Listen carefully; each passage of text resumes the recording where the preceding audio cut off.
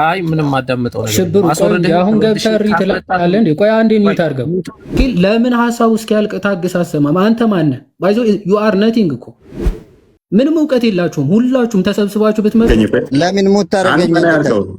አንተ የክርስቶስ ሚስት እንደሆነ እያሳየሁ ነው። አንተ የክርስቶስ ሚስት ነህ። ተረጋጋ፣ ችግር የለውም። አለ አስፐርሙን አጠጥቶ ነው ከመቃብር የሚያስነሳ።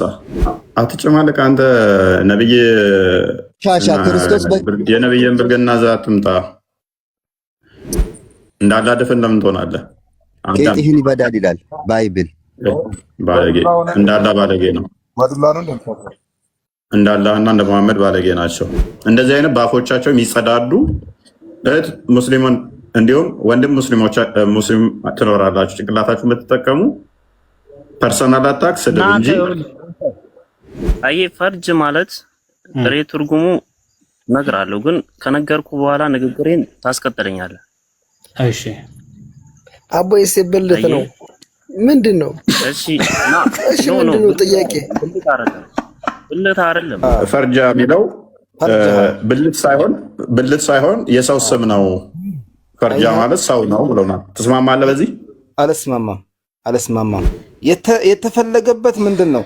መሪም ብልቷን ጠብቅ። ጀዝባ መሐመድ ፈረጅን ታውቃለህ አንተ? ጀዝባ መሐመድ ፈረጅን ታውቃለህ?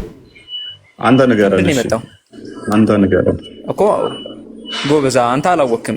አለማወቅን ማወቅ በጣም ትልቅ ነገር ነው። በነገራችን ላይ በዚሁ አንተ ነብይ ስላልሆንኩኝ ነብይ ከኔ ነው እንዲባይ። አንተ ማነህና ነብይ ራሱ ከኔ እንዲማር ነው የታዘዘው።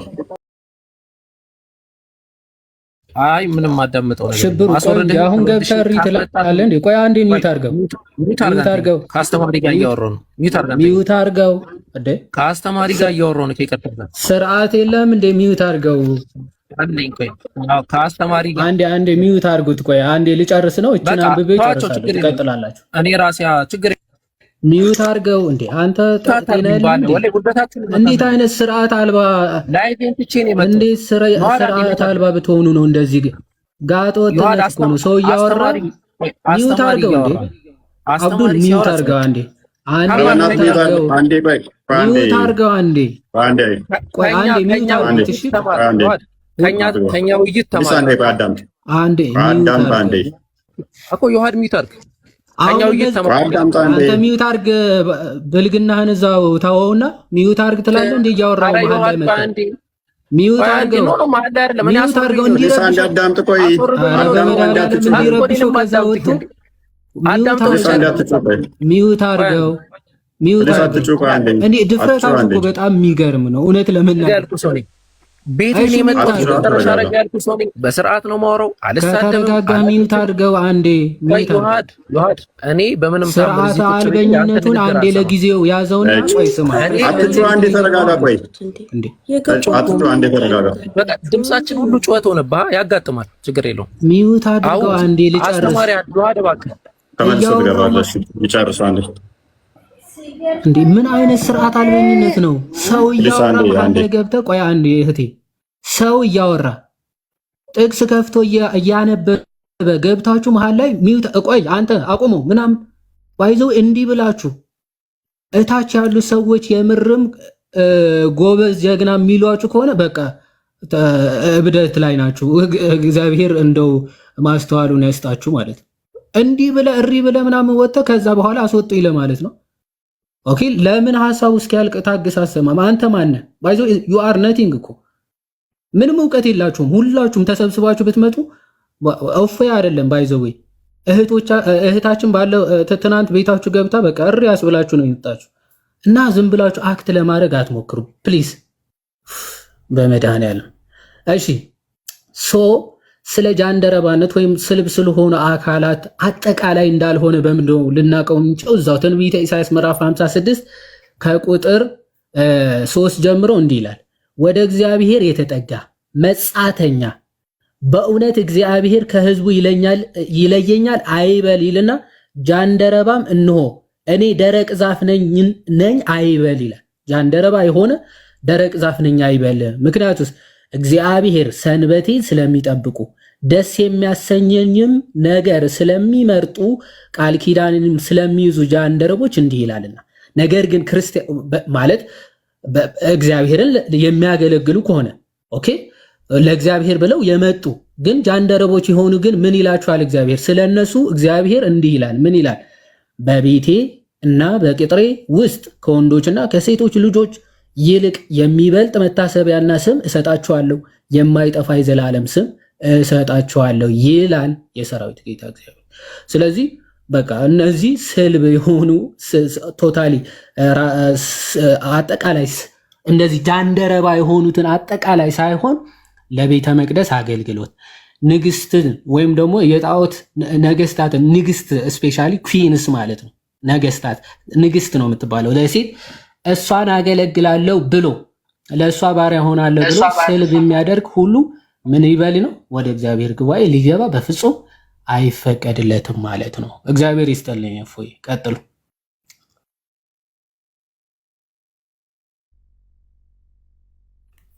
ሚዩት ነህ እፎይ፣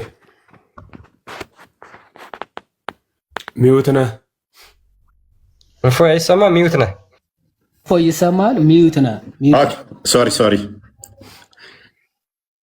እኔ ደግሞ ይቀጥላሉ መምህርን እያልኳቸው። እሺ ቴንክ ዩ ዮሐዴ። ትንቢተ ኢሳይያስ ምዕራፍ 56 ላይ ባነሳው መሰረት እንደተቀበላቸው ምንም እንደውም እንዳያፍር ሼም እንዳይሰማው ትንቢቱ እዛ ላይ ተቀምጧል። ታዲያ ያው ትንቢት በአዲስ ኪዳን ደግሞ ኢትዮጵያዊው ጀንደረባ የእንዳጌ አገልጋይ የነበረው ሐዋርያ ሥራ ምዕራፍ 8 ላይ ትንቢቱ ሲፈጸም እናገኘዋለን።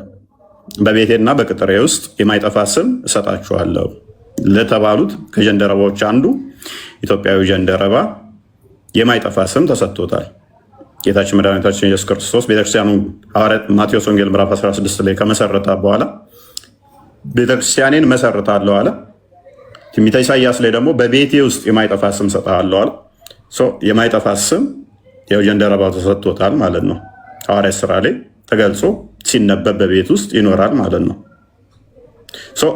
ጀንደረባ የሚለው ዮሐዴ እንዳለ ነሰሰርሊ ራሳቸውን የሰለቡ ወይንም ደግሞ የተሰለበንን ብቻ ደግሞ ያመለክት አይደለም። ማቴዎስ ወንጌል ምዕራፍ 19 ላይ ራሳቸውን ለእግዚአብሔር የለዩ ወይንም ደግሞ ለማገልገል ብቻ እንትን ያሉ እነሱም እንደዛ ተብለው ይጠራሉና የግዴታ ቼክ እንደዚህ ሄደ ምናምን የሚል በሌለበት ላይ አሁን እነሱ አይምሯቸው ላይ ምንድነው እሱ ኦኬ እስልምናው ጋር ቼክ ይደረጋል። ፀጉር አውጥቷል አላወጣም የሚል አለ። ቼክ በምን የኔ አውጥቷል አላወጣም ያንተ የሚል ቼክ ስላለ የኔ ፀጉር ስላሌለው ተማርኩ አለ። የሌሎቹ ግን ፀጉር ስላወጡ ብልታቸው ተገደሉ አለ። ይሄ ሊተራሊ አይተኸው ነው የምታውቀው፣ ፀጉር ማውጣትና ለማውጣት ብልት። እኛ ጋር ግን ምንድነው በብሉይ ኪዳን ህግ አላቸው። ምስክር በሁለትና በሶስት ይጸናል፣ አለበለዚያ ኢቭን ግድያ እንኳን እንዲሁ አይገደሉም። ተመስክሮባቸው ነው ምስክር ተጠርቶባቸው ይታወቃልም። ደግሞ ይሄንን ራሳቸው የሚሰዉ ብልታቸውን ለጣዖት የሚሰዉ ለሞሎክ ወይም ደግሞ ለበዓል የሚሰዉ ይታወቃሉ ማለት ነው። አገልጋይ ናቸው። ታያችሁ ከኤልያስ ጋር እንትን ባሉ ሰዓት ላይ ራሳቸውን እየነጩ ራሳቸውን እያደሙ እንትን እያሉ የሚወጉ ነበረ። እነኛ ካህናቶቹ በዓል አገልጋይ የሆኑት ማለት ነው። ራሳቸውን እንትን ይሉ ነበር፣ እያደሙ እያነከሱ ነበር የሚዞሩት። አምላካችሁን ጥሩ ተኝቶ ይሆናል እያለ ሲያሾፍባቸው እንኳን እያነከሱ ያሸበሽቡ ነበር ይላል። ውጪ ራሳቸውን የመስለብ ልምድ ነበራቸው። ብልት ተቆርጦ ሰልበኸው ቀጥ ብለህ መሄድ እንደማትችል ያ ማሳያ ነው ማለት ነው። ነሰሰርሊ በእጅ ቼክ አድርገው በአይን እንትን አስወልቀ ምናምን የሚል ብቻ አስፈላጊ አይደለም። የለም እንደዛ የሚልም ማለት ነው። እንዲያነክሱ ያደረጋቸው ካደረጉት አንጻር ነው። ይሄ ብልታቸውን ብቻ ሳይሆን ባይዘው የሚሰልቡት ልጆቻቸውንም ይሰዋሉ። ልጆቻቸውንም ለሞሎክና ለበዓል የሚሰዉ ናቸው። እግዚአብሔር ነፍሴ ያልፈለገችው የተጸየፈችውን ይለዋል፣ እንደዚህ የሚያደርጉትም ማለት ነው። ምክንያቱም እግዚአብሔር የፈቀደው ምንድነው? ብዙ ተባዙ ተብሎ የተሰጠብህን አካል አንተ ለጣዖት እንድትሰዋው አልተፈለገምና ማለት ነው። መምህር እርስዎ እያሉ ቅድሚያ አልሰጠሁትም፣ ጭቅጭቅ ሆነ። ዮሐዴ ድጋሚ በጣም የምናመሰግነው ቃሉ ተሰማሉ። ምንም ችግር የለውም። ቃለ ሕይወት ያሰማልን ብለናል ሁላችሁንም። የብሉይ ኪዳን ዮሐዴ ያለውና አንተም አስቀድሜ የገለጽከው ቋሚ ሀሳብ ነው፣ እውነት ነው። ዋናው ትልቁ ምስጢር ግን በእኛ በቤተክርስቲያናችን እናንተ ካላችሁት በተጨማሪ ማለት ነው ይህ ህግ የማን ህግ ነው? ንጉስ አይደለም ያጻፈው፣ ግለሰብም አይደለም የጻፈው። ጽሁፉ ወይም ቃሉ የተቀመጠው የጻፈው ሙሴ ነው፣ ያጻፈው ደግሞ እግዚአብሔር ነው። አሁን ተገልቦ አሁን ለምሳሌ እኔ ሽጉጥ ለያዝ አልያዝ የሆነ ፍተሻ ላይ ፖሊሱ ገልቦ ያየኛል። ያን ህግ ያስቀመጠው ፖሊሱ ነው። እኔንን ገልቦ ካላየኝ ሽጉጥ ለያዝ አልያዝ ማረጋገጥ አይችልም። ይህ ግን የእግዚአብሔር ቃል ነው፣ የእግዚአብሔር ትእዛዝ ነው። እግዚአብሔር ምን ልያዝ ምን አልያዝ ያውቃል እኔን በደንብ። ስለዚህ እግዚአብሔር እያዘዘ ያለው እንደዚህ የተደረገ ወደዚህ ጉባኤ አይግባ ብሎ የተናገረ እግዚአብሔር ነው። እንዳታስገቡ ብሎ ለሙሴ ወይ ደግሞ ለሆነ አካል አይደለም የነገረው፣ አይግባ ብሎ ነው የተናገረ። ተደፋፍሮ ምገባ ነኝ ካለ በምን ይታወቃል? ተገልቦ ነው ወይ ተብሎ ለተነሳው ጥያቄ ዝም ብሎ ይግባ ግድ የለም እዛው ላይ ሜዲትሊ እኮ ግብረ መልስ ይሰጣል። ልክ እኔ ሽጉጥ ይዤ የሆነ ቦታ ስገባ ሽጉጤን ቀምቶ እስር ቤት እንደሚወረውረኝ ሁሉ እግዚአብሔር እዚያው ላይ በለምጽ ያነደዋል እኮ። ዘመነ ብሉይ እኮ ነው፣ ፍርድ አለ እዚያው ላይ። ስለዚህ ትእዛዙን የሰጠ ማን ነው ከተባለ ባለቤቱ እግዚአብሔር ነው። እግዚአብሔር ከሆነ ትእዛዙን የሰጠው እግዚአብሔር ግለብልኝና ልይህ የሚል ህሙም ወይም ድኩም አምላክ አይደለም። እንደናንተ አሁን ቅድም እፎይ ሲል የነበረው ከሆነ ካልተገለበ ማረጋገጫ የሌለው ሰው ሰራሽ ህግ ስለሆነ የእናንተ ህግ ነው ማለት ነው።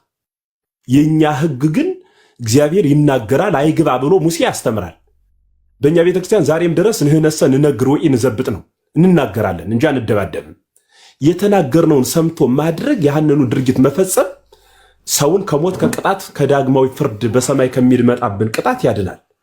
አይ ምገባ ነኝ የለም እኔ ከዚህ ቅጣት መዳን አልፈልግም የሚል አካል ካለ ግን ደግሞ መድረኩ ክፍት ነው ማለት እኮ ነው። ስለዚህ ምን ማለት ነው? በአጭር ቋንቋ ሳጠቃልለው ይህንን ህግ የተናገረ ማን ነው ከተባለ እግዚአብሔር ነው። እግዚአብሔር በምን ያውቃል ተብሎ ደግሞ ጥያቄ አይጠይቅ። እግዚአብሔርነቱ የት ላይ ነው የተደበቀውን ካላወቀ? እንኳን የተቀጠቀጠ ብልት የተዳፈነ ልብ የሚያውቅ አምላክ ነው ያለን። ስለዚህ ሐሳቡ እንደሱ ነው። ቅድም ላነሳችሁ ጥያቄ በምን ነው የምትለዩት ካላችሁን እኛ አይደለን የምንለየው፣ የሚለይ እግዚአብሔር አለ ነው። እኛማ ሸውዶ ሊገባ ይችላል። እግዚአብሔር ግን ወዲያው ዘው ላይ በለምጽ ሲያነደው ያመለክተናል። ይሄን አስምሮ መያዝ ነው። ሌላው ለጣዖት ቅድም የተነገረው ሁለተኛው ትርጓሜ ነው። በብሉይ ኪዳን የተቀመጠ ትርጉም እሱ ነው የተማርነው። አሁን ምነግራችሁ የብሉይ ኪዳን መምህር ነኝ። እንዲህ ዝም ብሎ የሆነ ምናምን አንስቼ የሆነ ምናምን ሰምቼ አይደለም ምነግራችሁ።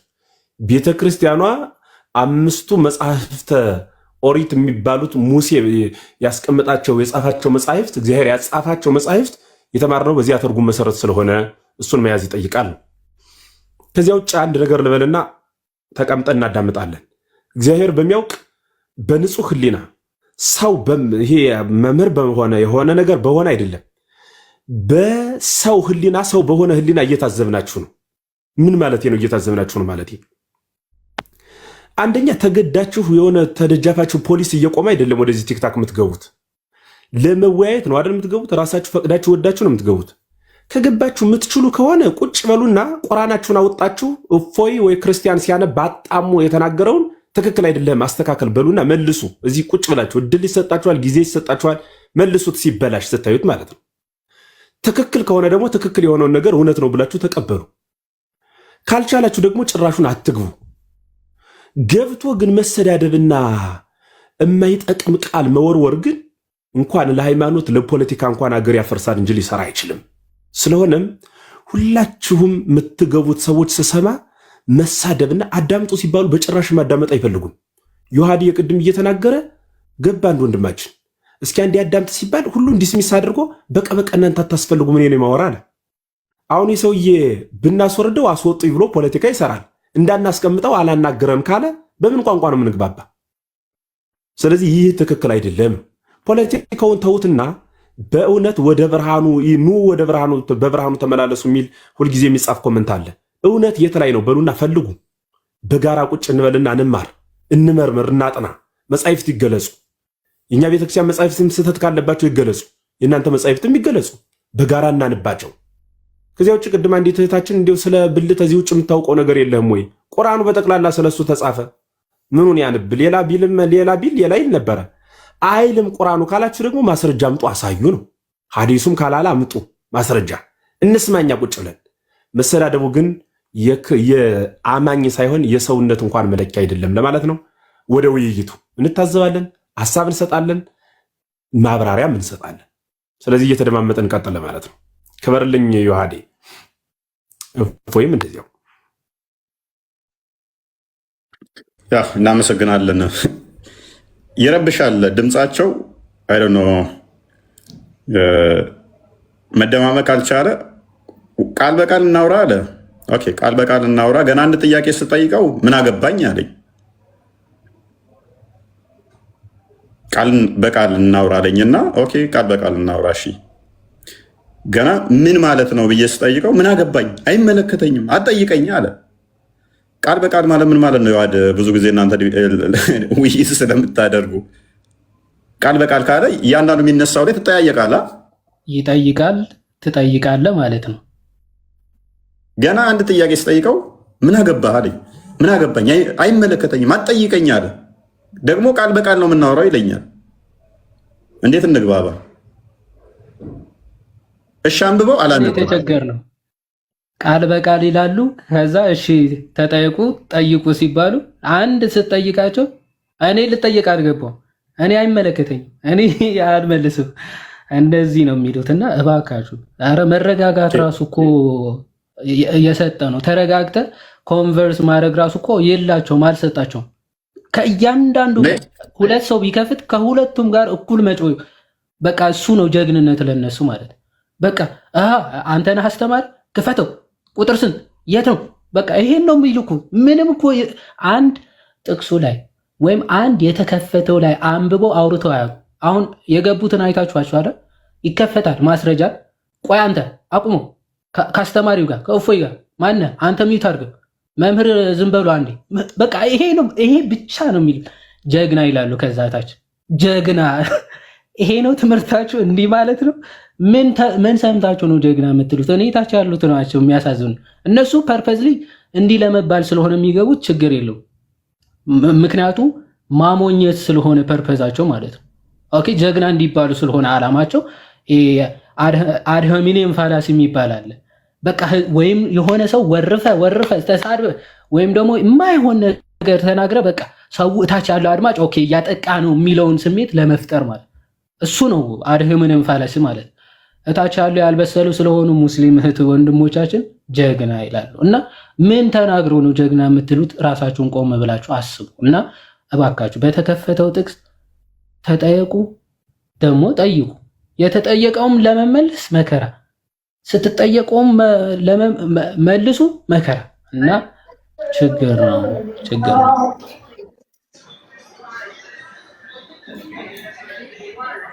ያ አስቸጋሪ ነው ማለት እኔ አንዳንዴ ሴጣን ብዙዎችን ሊያሳስት ይችላል። አይዶን ነው እንደ መሐመድ ግን የተሳካለት ያለ አይመስለኝም። መሐመድ ደግሞ በተከታዮቹ አይዶን ነው መግባባት ካልቻለ በመረጃ እናውራ። እሺ እንደዛ የሚላለሁ አይመለከተኝም፣ አትጠይቀኝ። እሺ ላብራራለህ ኢንተራፕት ኦኬ አንተ ጋር ደግሞ እንደዚህ ያለ ቼክ ይደረጋል ሚል አለ። ፎር ሴክ ኦፍ አርጉመንት እሺ ፎር ሴክ ኦፍ አርጉመንት እንደው ቼክ አደረጓቸው ቢባል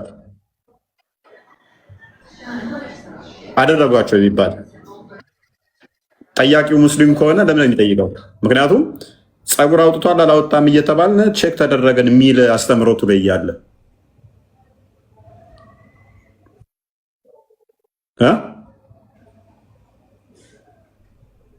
የእሱ አስተምሮት ላይ እስቲ እንትን ብልት ላይ ፀጉር አለ የለም ተብለን ቼክ ተደረግን፣ ብልታችን ላይ ፀጉር ያለባቸው ተገደሉ፣ ብልታችን ላይ ፀጉር የሌላቸው ደግሞ ተተውን የሚል የእሱ አስተምሮ ላይ ያለ እንደው እኛ ጋር ቼክ ተደረጉ እንደዛ ቢባል የሆነ ቢግ ኢሹ እንትን መሆን ይችል ነበር ማለት ትልቅ ነገር እንዳገኘ እንትን ያለው ኖ አትጠይቀኛል እኛኛ ትጠይቅ እንዴት እንደማመጣረ እኔ ወደ እናንተ መግባት ፈልጌ አልነበረም። በጣም ነው የሚረብሸው። እንደዚህ ፊት ለፊት ቁጭ ብላችሁ ስታዩ ጩኸታቸው በጣም ያስጠላል። ፈርተሃል አሳያለሁ እንደዚህ ምን ፊቴን እዩት። እኔ ምን የተረበሸ ፊት አለኝ? አይ ማለት ምን የሆነ ፈርቼ ምናምን እንደናንተ ኡስታዝ ልክ ሲመጡበት ልጆች ሲመጡበት ሹልክ ብሎ እንዲህ ሸርተት ብሎ እንደሚደበቀው ተደበቅኩኝ። የሆነ አልቦኝ ምናምን ነገር ላቤን ጠረኩኝ። ካሜራ ዘግታችሁ እንኳን ድምጻችሁ እኮ ሲርገበገብ እኮ ይታወቃል። ሰው ቤት ገብተህ ራሳችሁ ቤት ቢሆን እንደዛ እሺ። እኔ ቤት ላይ ሆናችሁ ሰው ቤት ሄደ ሰውየውን እየሰደብክ እንዴት ነው እሱ መደማመጥስ የሚቻለው? ኤኒዌይስ አሁንም ያሳፍራል ካላችሁ እስቲ ማለት ከ3 ወር 4 ወር ያላነሰ ደጋገማችሁት ይህንን ነገር እና በዛው ከፍ እናድርገውና ይህንን ስም ያወጣው አላህ አይደለም ወይ? አላህ ለአደም ስሞችን እንዳለ አስተምሮትስ የለ ወይ? እና አላህ የዛለታ ይህንን ስም ጠርቶ ነው ወይ ያስተማረው? ፈስም ብትሆን አልቀረችም ይላል የእናንተ ታላቁ ሙፈሲር እና እያንዳንዷን አደም አስተምሮታል ስለሚል ይህንን አላህ የዛለታ ስሙን ጠርቶ ነው ያስተማረው? በምን ቋንቋ ነበር ያስተማረው ስሙን ሲጠራ? እቺ ስሙስ እንደው አሁን እቺ ነገር ስሟ ፍጡር ነች ፍጡር አይደለችም? ያላ ቃል ፍጡር አይደለም ስለምትሉ ፍጡር ያልሆነ ስም እንትን የልጄ ነው እንደምዞረው ለሁሉም ጎሳዎች ነቢይ ተልኳል ስላላችሁ በአማርኛም ያው አለኝ ማለት ነው። እቺው ስም እንትናችን ላይ ፍጡር አይደለችም ያላህ እንትን ቃሉ ነች ማለት ነው። ደግሞ እያንዳንዱ ቆዳዎቻችሁ በቅያማ ቀን ይመጣሉ ስለሚል ቁርአናችሁ ደግሞ እና አንተኔ ፍጡር ለማለት ካልሆነ ቃሌ እንትኗ ዘከሯ ያቺ ፍጡር ያልሆነችው ደግሞ በቅያማ ቀን ልመጣ ነው ጥል እያለች ማለት ነው። ሰላምን እየለፈለፈ ነው። ኦኬ መልካም ማለት ነው። ካልፈራ ለእኛ እድል ይሰጠን። ቀጥል። እሺ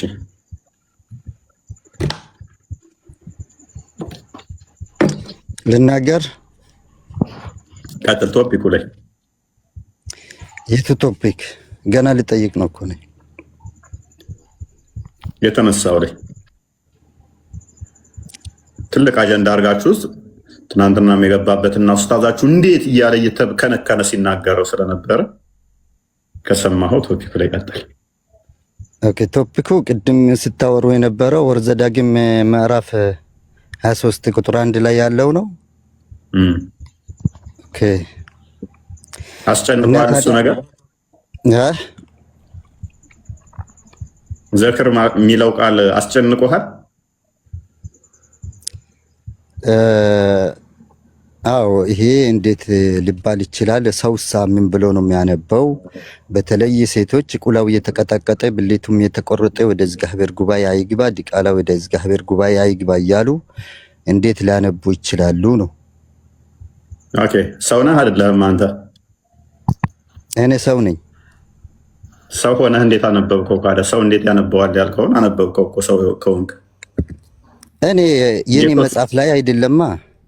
አሃ የሰው ላይ ሲሆን ነው የከበደህ ማለት ነው። የሰው ላይ ሲሆን ራስ ማንበብ አይችሉም ያለ ሰው አለ እንዴ? አሁን የእናንተ ሲሆን ያው እናንተ ስለሚታምኑበት ኦኬ እናንተ ጋር ለምሳሌ አሁን በእንግሊዘኛ እሱ ምን ተብሎ ይጠራል? ምኑ እሱ አሁን የጠራው ቁላው የሚለው በእንግሊዘኛ ምንድን ነው? ፒነስ ሌላ ስምም አለ ፒነስ።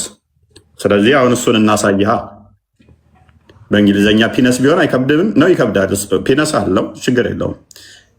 በእንግሊዘኛ ፒነስ ነው፣ በአማርኛ ቁላው። እሺ አንብበልን እስኪ ክፍል ክርስቲያን እንትን በለው።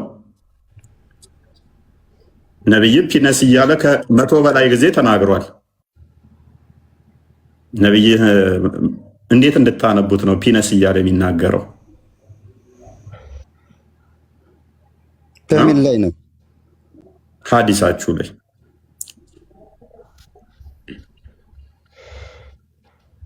ፒነሳችሁን በእጃችሁ ነክታችሁ ወደ ጸሎት እንዳመጡ ብሏል። በቀኝ እጃችሁም እንዳነኩት ፒነሳችሁን ብሏል። እንዴት ይሄን አሁን ሴቶች እንዴት ያነቡታል? ምኑ ነው ይሄ? እስኪ አውጣ መጀመሪያ አንዴ ቆይ መሐመድ ሚጣር እስኪ ወደዛ አድርገው ወደ መጀመሪያው። ኦኬ Okay, the prophet said, whoever touch his penis, then he is not to pray until he performs wudu. Okay.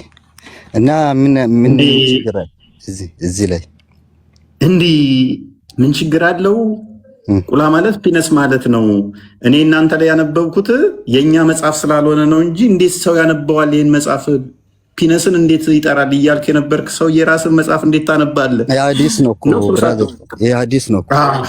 በዚህ ይሰገዳል፣ በዚህ ጸሎት ይደረጋል። እንዴ በሐዲስ ቅድስበታል። በዚህ አይደረግም። ቆይ ጸሎት አይደረግም ለካ። እስቲ አርካኑል እንትን አይ ሚን ሶሪ የሰላትን ሩኮች ከየት ነው ያገኘሃቸው? ኖ በዚህ ይሰገዳል። ከየት ነው ያገኘኸው? ስንት ሩኩ አለው የምትሰግደው ላይ ሰላት ላይ? ኦኬ እሱ ሐዲስ ውስጥ ይኖር ችግር የለም። እንዴት በሐዲስ ይሰገዳል? እንዴ በሐዲስ ይሰገዳል? ሐዲስ ላይ ባለ ነገር እንዴት ትሰግዳለህ? ስግደቱ ራሱ እኮ ያለው ሐዲስ ላይ ነው። ስለዚህ አይሰገድም አይደል? ሐዲስ ላይ ነው ያለው ስግደቱ ራሱ። ስንት መስገድ እንዴት መስገድ እንዳለበት ራሱ ሐዲስ ላይ ነው ያለው። መቼ በስንት ሰዓት ግን እሱ በሱ አይደለም የሚሰገደው፣ በሐዲሱ አይደለም የሚሰገደው። የሴት ልጅ ምን ይባላል? የሴቷስ ልጅ ቫጃይና። በአረብኛስ? ኩስ። ቆይ አሁን እዚህ ላይ የተገለጸው ምኑ ነው ስህተቱ? ቆይ አንዴ ክፈትለት እስቲ አረብኛውን አንዴ አንብብልን። የእናቱን ደግሞ አውቆ ነው ዝም ብሎ ነው። ምንድነው ማምታታው? ፒነስ ነው ራሱ አለኝ። ፒነስ እንዴት ይነበባል አለ። ከፈትንለት እሱ ጋር ሲሆን እንትና ጀምሮ ተስተባኝ እኔ ልመልስልህ። አዳም እችን አንብባት እስቲ። አረብኛው በደንብ አድምቃት ወደዚህ አንጣለት። ፈርጃ ምንድነች? ምን ማለት ነው? ፈርጃ ማለት ምን የሴት ነው እንዴ? አሃ የወንድ ነው እንዴ? የሴትም የወንድም አይደለም። አሃ ያላህ ነው። አላህ ወንድም ሴትም ስላልሆነ ይኸው ልንገርህማ የማያውቁትን ከምታምጣጣ ማለት ነው። እኛ አንዴ እስኪ መሐመድ ቆይ ብራዘር ያላህ ነው ብለሃል። አንደኛ ቆሮንቶስ ምዕራፍ 6 ቁጥር 14 ላይ እናንተ የክርስቶስ አንብብ አርፈ አንብብ። አንተ ላይ ያርገኝ እኮ ለምን ሞት ታረገኝ? አንተ የክርስቶስ ሚስት እንደውም እያሳየሁ ነው። አንተ የክርስቶስ ሚስት ነህ። ተረጋጋ፣ ችግር የለውም። አላህ ስፐርሙን አጠጥቶ ነው ከመቃብር የሚያስነሳ። አንብባው የክርስቶስ በቂጥህ እንደሚጨምርብህ ያሳይ እዚህ ላይ ማለት ነው። አንደኛ ቆሮንቶስ ተጨማለቅ። አሁን አላህ ክርስቶስ ይጨምር። አትጨማለቅ አንተ ነብይ ሻሻ ክርስቶስ የነብይን ብልግና ዛት ትምጣ። አትጨማለቅ አንብብ። አትጨማለቅ እንዳላደፈን ለምን ትሆናለህ? ቂጥህን ይበዳል ይላል ባይብል። ባለጌ እንዳላ ባለጌ ነው። እንዳላህና እንደ መሐመድ ባለጌ ናቸው። ከዚህ በላይ እንታገሳ አንችልም። ለውጥ ስባት የሚናገሩትን ቃላቶች ይዋቸው ምንም ማድረግ አንችልም። ያው ከነብያቸው የለመዱት ስለሆነ ነው። ሮጠው ቂጥ ላይ ነው። ኦኬ ፈርጅ ማለት ምን ማለት ነው? አሁን ከቂጡ ጥናና ፈርጅ ማለት ምን ማለት ነው? ፈርጅ ማለት ምን ማለት ነው?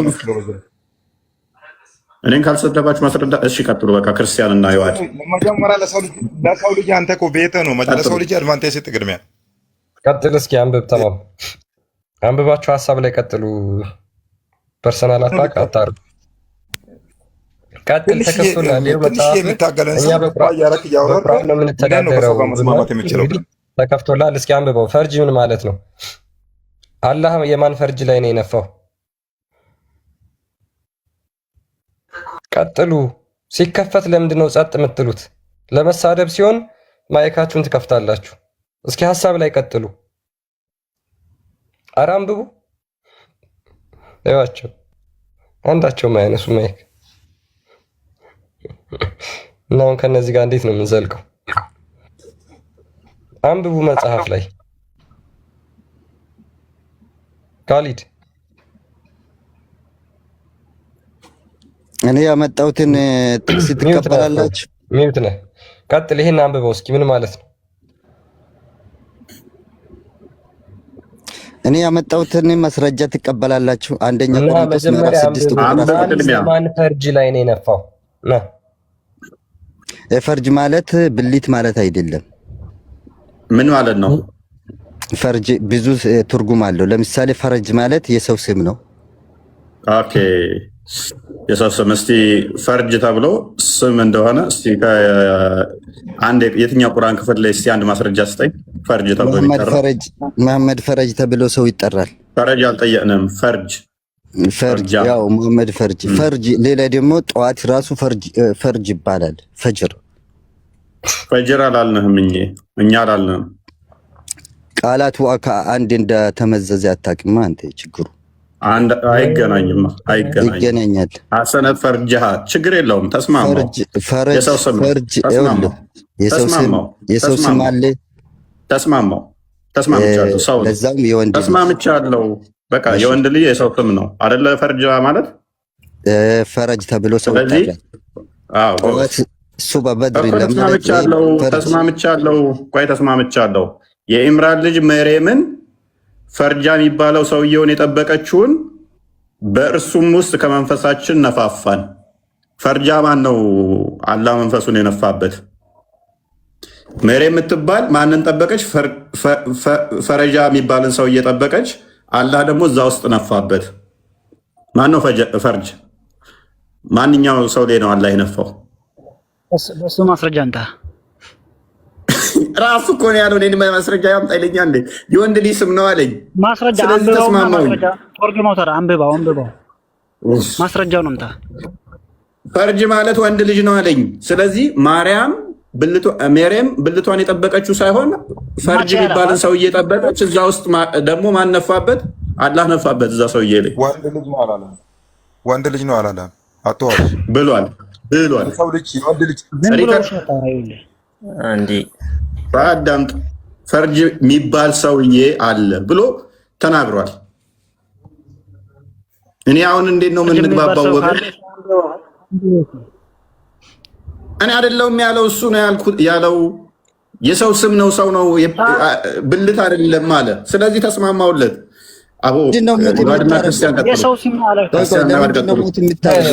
እንዴት ከእናንተ ጋር በጣም እናዝናለን። ካሊድ እሺ፣ ይሄ እዚህ ጋር ያሰመርኩበት ቃል ምንድን ነው የሚለው? ምን ማለት ነው? ብዙ ትርጉም አለው አልኩ እና በዚህ በቁርአኑ አገባብ መሰረት ተርጉምና ንገረኝ ትርጉሙ። ኦኬ፣ ንጽህና ማለት ነው።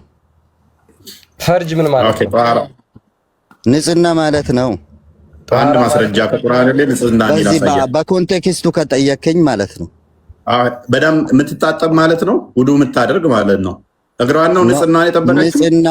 ንጽህና እግሯ ላይ ነው የነፋው። የእግሯን ንጽህና ነው። የእግሯን ንጽህና ነው። የጥፍሯን ንጽህና ነው። ይሄንን ፕራይቬት ማለት ነው። ያው ንጽህና የምን ንጽህና? የእግሯን ነው የጭንቅላቷን። ከዛ ንጽህና የሚባል ነገር ላይ ነፋው። ምንም የዚህ ነው አልተባለም። ንጽህና ብሏል። ንጽህና የሚባል ነገር ላይ ተዛ አላህ ነፋበት። የትኛው ንጽህና? የእግሯ ንጽህና ነው ያለው። ትርጉሙ ንጽህና ብሎ ነው የሚመጣል። ግን እኔ በጣም የገረመኝ ክርስቶስ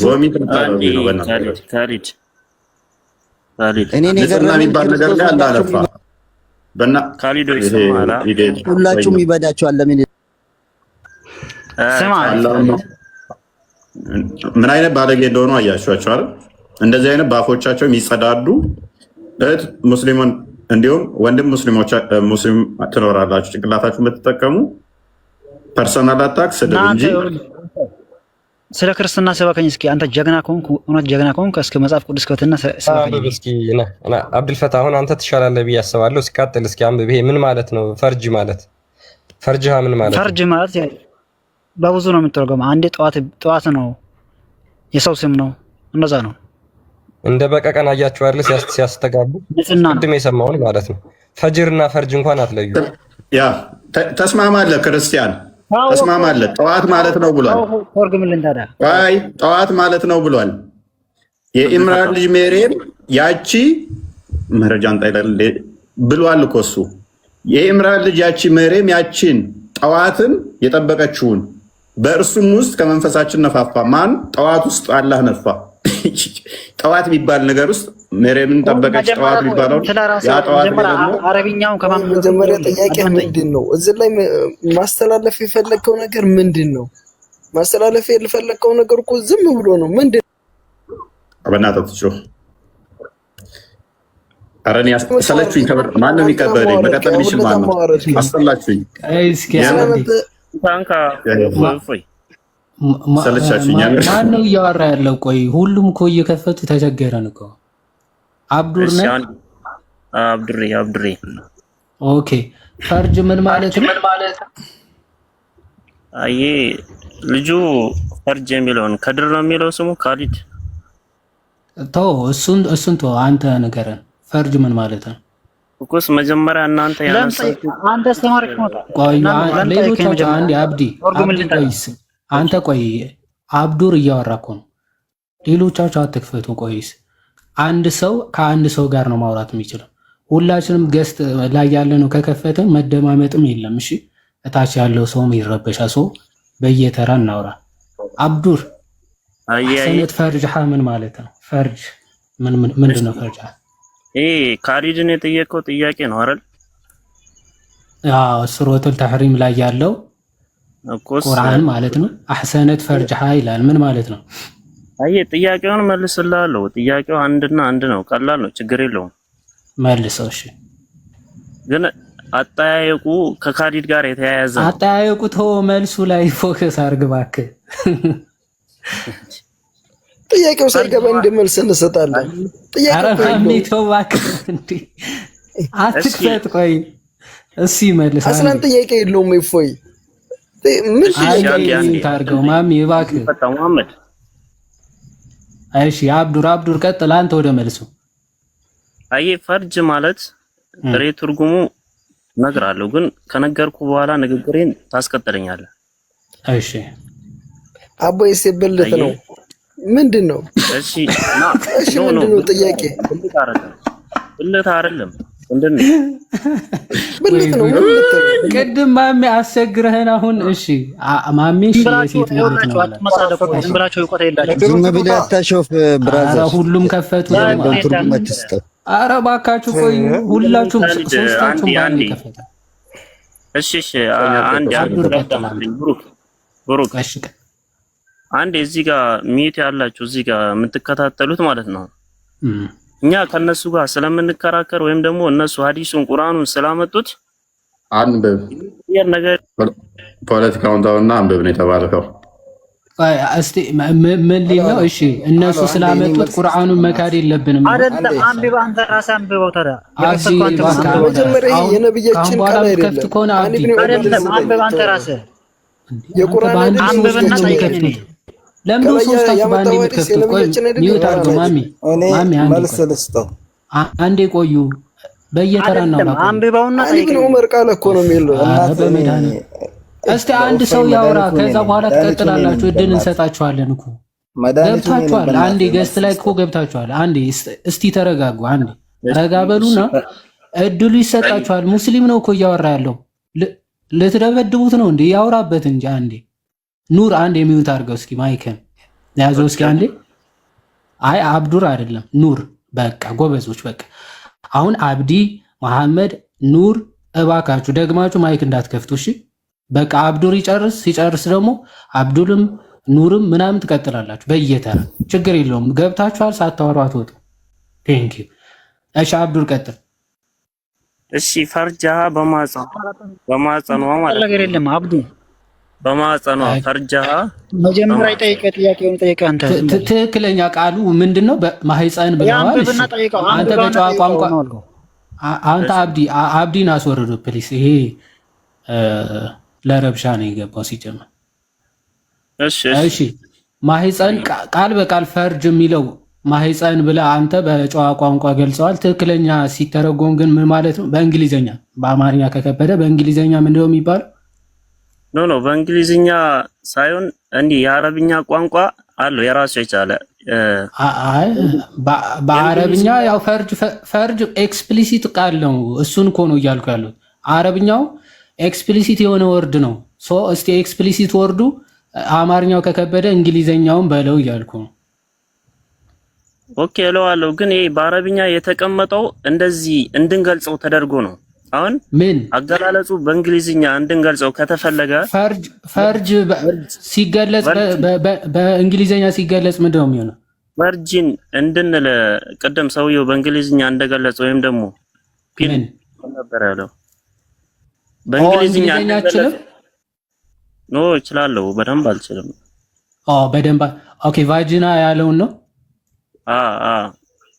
እንደዚህ በቃ እሱ ነው የሚለው። ያሳፍርሃል። ትቀራዋለህ ይሄን የቁርአን አያ? ይሄንን እቀራዋለሁ፣ ግን አገላለጹ ግን ሲተረጎም በዚህ መንገድ አይደለም።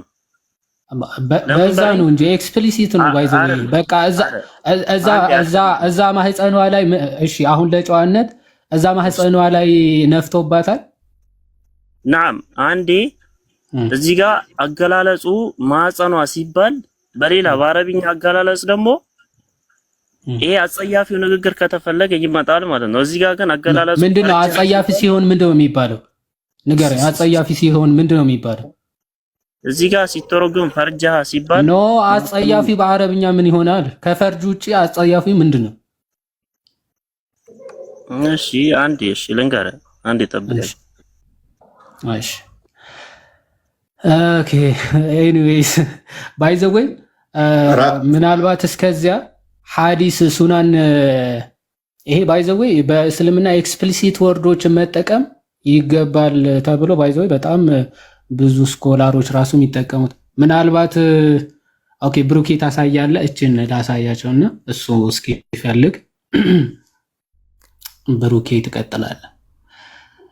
ሱናን አነሳይ ላይ ያለው ሐዲስ ሁላችንም እናውቀዋለን።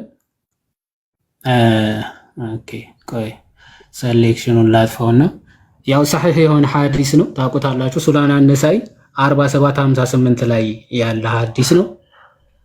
ሰሒህ ነው። እንግዲህ እንዳያችሁት ምን ይላል? ኤማን ቢ the hands of another man who pulled his hand away and the man's front tooth ኦኬ ቆይ አንዴ ተመለሰ። ኦኬ እስከዛ እንግዲህ ማዕፀን የሚለው ባይዞ ረሃም ነች። ማዕፀን በአረብኛው፣ ፈርጃ የሚለው ሊተራሊ በአማርኛ ምንጠራው ነው። ይገባችኋል?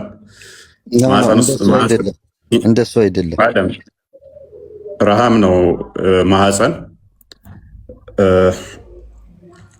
ስለዚህ ማዕፀን ውስጥ ገብቶ አይደለም የነፋ፣ ከላይ ነው የነፋባት። ይሄንን ቁርጡቤ በደንብ አድርጎ ያብራራዋል እንደው እንዴት እንደነፋ። እስኪ አንድ እኔ ልናገር። ምን ያስፈራችኋል? አንድ ልናገር። ገና ከመግባቱ ምን ያስፈራችኋል ይላል። ምንድነው ምላሳችሁን እንትን ተነክ። ዑመር ደግሞ ትርጉሙን ይነግራለሁ። ችግር የለም አትቸክል። ዑመር ደግሞ ምን እንደሚል እስቲ አንብብልን። አንድ ያንብብልን። እፎይ መናገር በጣም ስለፈለገ እኮ እኔን አስገባኝ። ያው አንብበው፣ ቀጥል። አንዳችን አንብብልን። እኔ ነኝ ስለ ፈርጅሃ በሚለው ላይ መልስ እኮ እችን አንብባትና ትቀጥላለህ። እዛ እችን አንብባ ቅድሚያ። እሺ ቃለ ለሁ ሀዚአን መሰሰ በظهر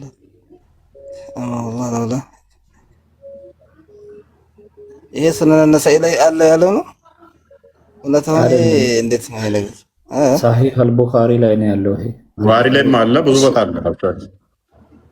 እሺ ወደ በደንብ ሰፋ አድርገዋ። አንድ ዝም ብለህ ቁጭ አይደለም፣ ሰፋ ያለ ይሄው አይታይም። አረፍተ ነገሩን ሙሉ ለሙሉ ማሳየት መቻል አለብህ። ገብቷል? አሁን ቅድም ስለ መርየም በተመለከተ የተነገረው ነገር የቁርአን አያ። እሺ ከዚህ ጀምረህ ታነበዋለህ። እጅ ላይ ብቻ ትኩረት አድርጋችሁ ሌላ ነገር እንደተነገረ ቀጥል። በቃ አንብብ። እሺ በእናትህ ተወን። በቃ አንብብ።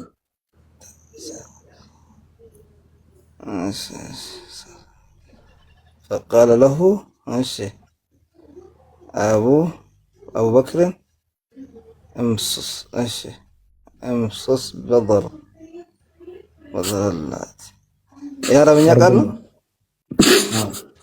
አረበኛ ቃል ነው ግን አረበኛ ቡኻሪ ሐዲስ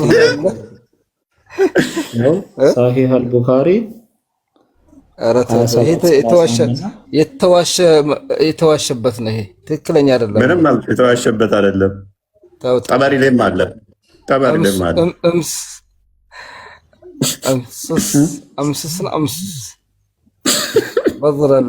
ኧረ ይሄ አረበኛ አይደለም በፍጹም። ይሄ ሊሆነች ይሄ የሆነ ነገር የተቀነባበረ ነው። የተቀነባበረ ነገር ነው። ከምር ኪታቡን እኔ ከፍቼ ላይ እችላለሁ። ችግር የለውም። አሁን ኪታቡን ክፈት ለክርስቲያን። እሱ ተወና ወንድሜ፣ እስኪ ወደ መሬም እንሂድ። ተርጉም ተው፣ አልገባኝም። እሱ ኖ ተርጉም አልገባኝማ። ገብቶሃል? ተርጉመው። አንብብ ነው ያልከው። ኖ ይተርጉመው። እንዴ ሐዲሳችሁን هل سمعت بأحد من العرب اجتاح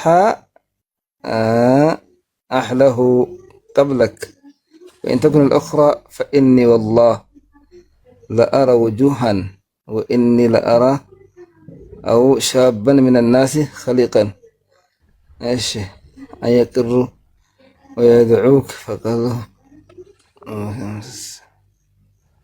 نحن نقر عنه وندعوه فقال ماذا قالوا أبو بكر قال أما والذي نفسي بيدي لولا يد كانت لك عبد عندي لأجزك بها لأجلتك القباني. اوكي ምርጡ ሙስሊም ሳባዎቹ ናቸው አይደለ?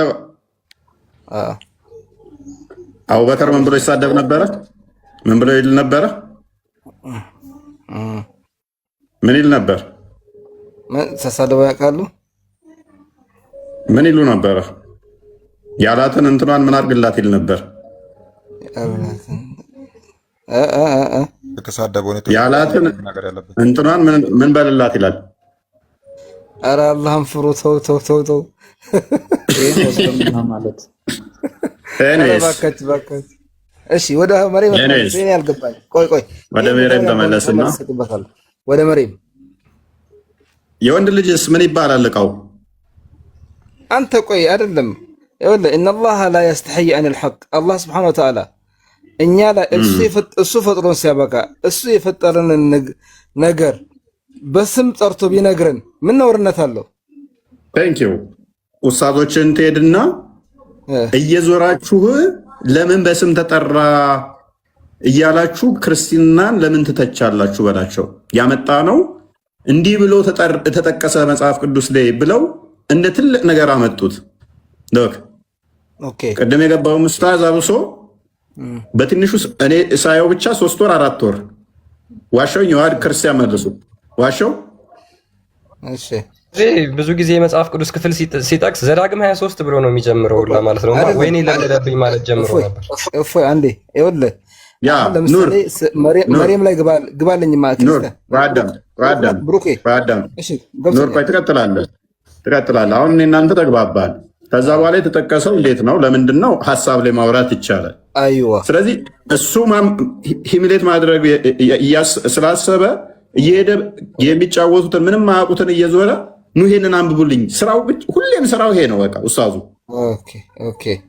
ኑ ይሄን አንብቡልኝ፣ ኑ ይሄን አንብቡ። እኛ በትንሹ 4 ወር 5 ወር ነው ያይቼዋለሁ። በትንሹ ሁሌም ይሄንን ነው የሚጠቅሰው። ከዛ ኦኬ እንደዛ ከሆነ እናንተ ጋር እናምጣው። እሺ ምክንያቱም አደምና ሔዋንን አዳምን ሁሉን ነገር ስሞች ያስተማረው እሱ ነው ይላል ቁርአኑ 2:30 አካባቢ። ጠበሪ ደግሞ ይህንን ሲፈስር ፈስ እንኳን ቢሆን ይላል ሁሉን ነገር አስተምሮታል ይላል። ስለዚህ ስሞች ሁሉ አላህ ካስተማረው ያ የፈጠረው አካል ይሄን አካልህን የፈጠረው ደግሞ አላህ ነው ብለህ ካልክ ልታፍርበት አይገባም ማለት ነው።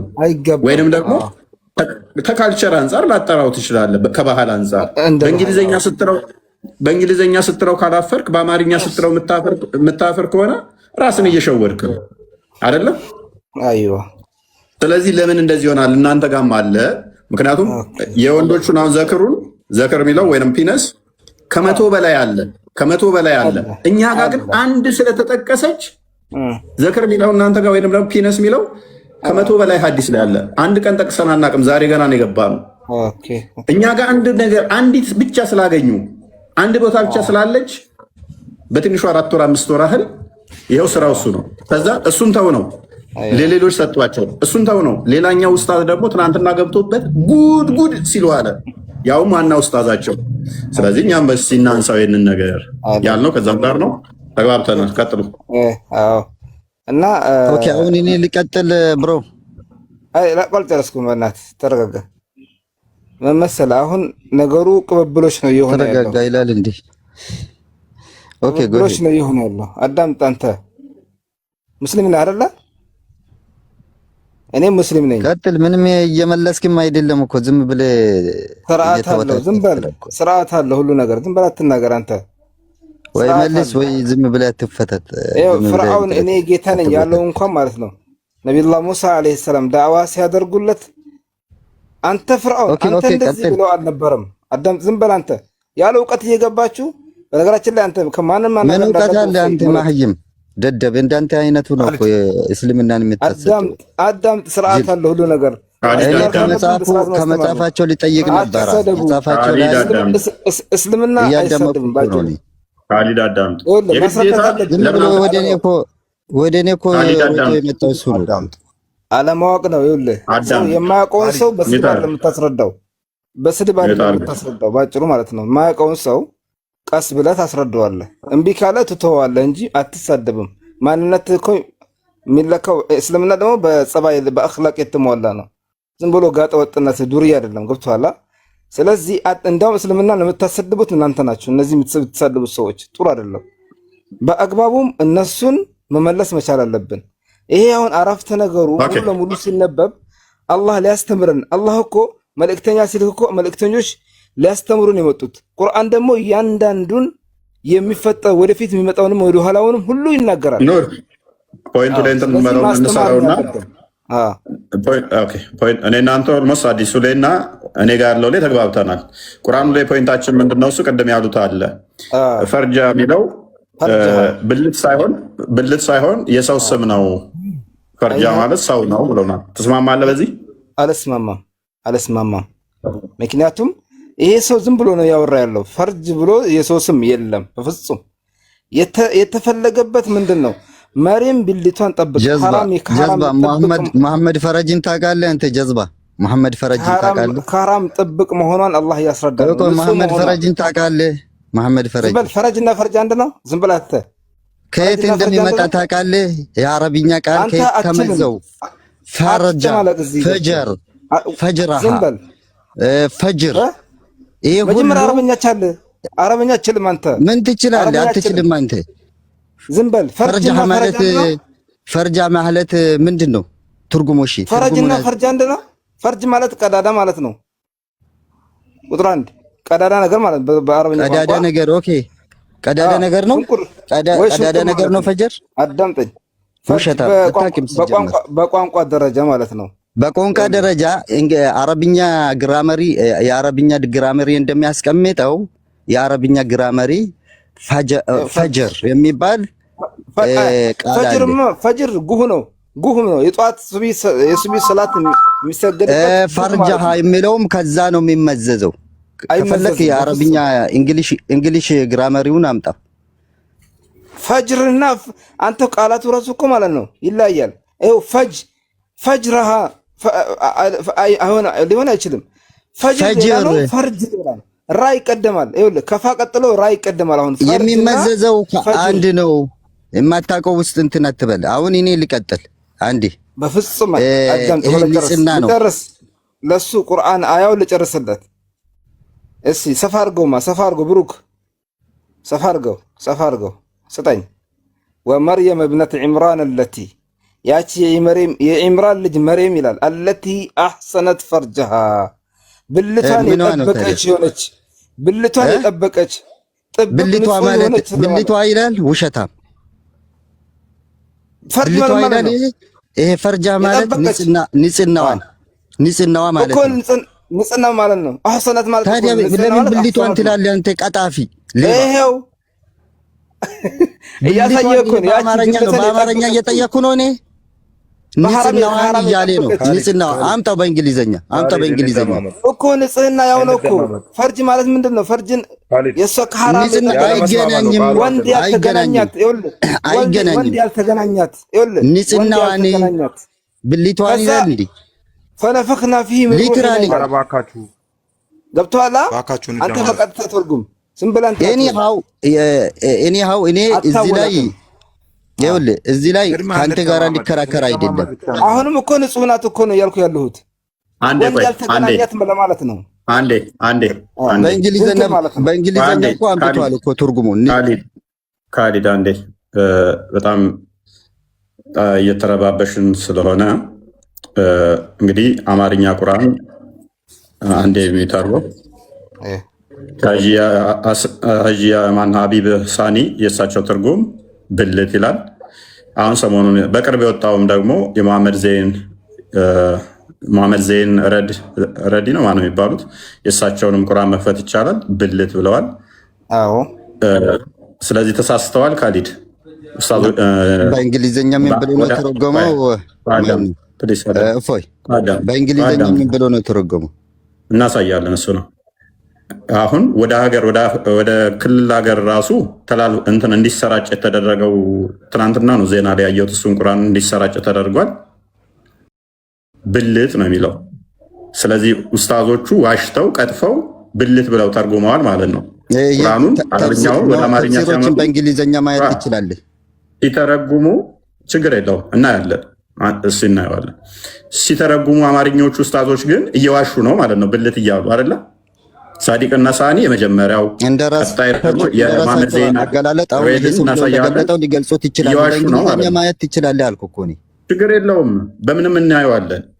አሁን ከአንተ ኮንፊርም አድርገለን። ሳዲቅና ሳኒ ግን ልክ እንደ ኑር እንዳልከው ብልት ብለው ወደ አማርኛ ቁርአኑ ላይ ቀጥፈዋል፣ ዋሽተዋል ሲተረጉሙ። እኔ ዋሽተዋል እያልኩኝ አይደለም።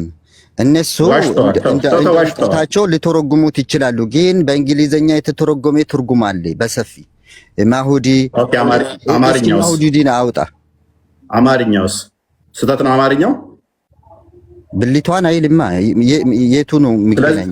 ስለዚህ ነብይ ደግሞ ምን ብሏል? እኔ ያላልኩትን ያለ ገሃነም ይገባል ብሏልና ፈርጃ ማለት ብልቷ ማለት እኮ ነብይ ምን ብሏል? እኔ ያላልኩትን ያለ ገሃነም ይገባል የዋሸብኝ ስላለ ማለት ነው ይላል።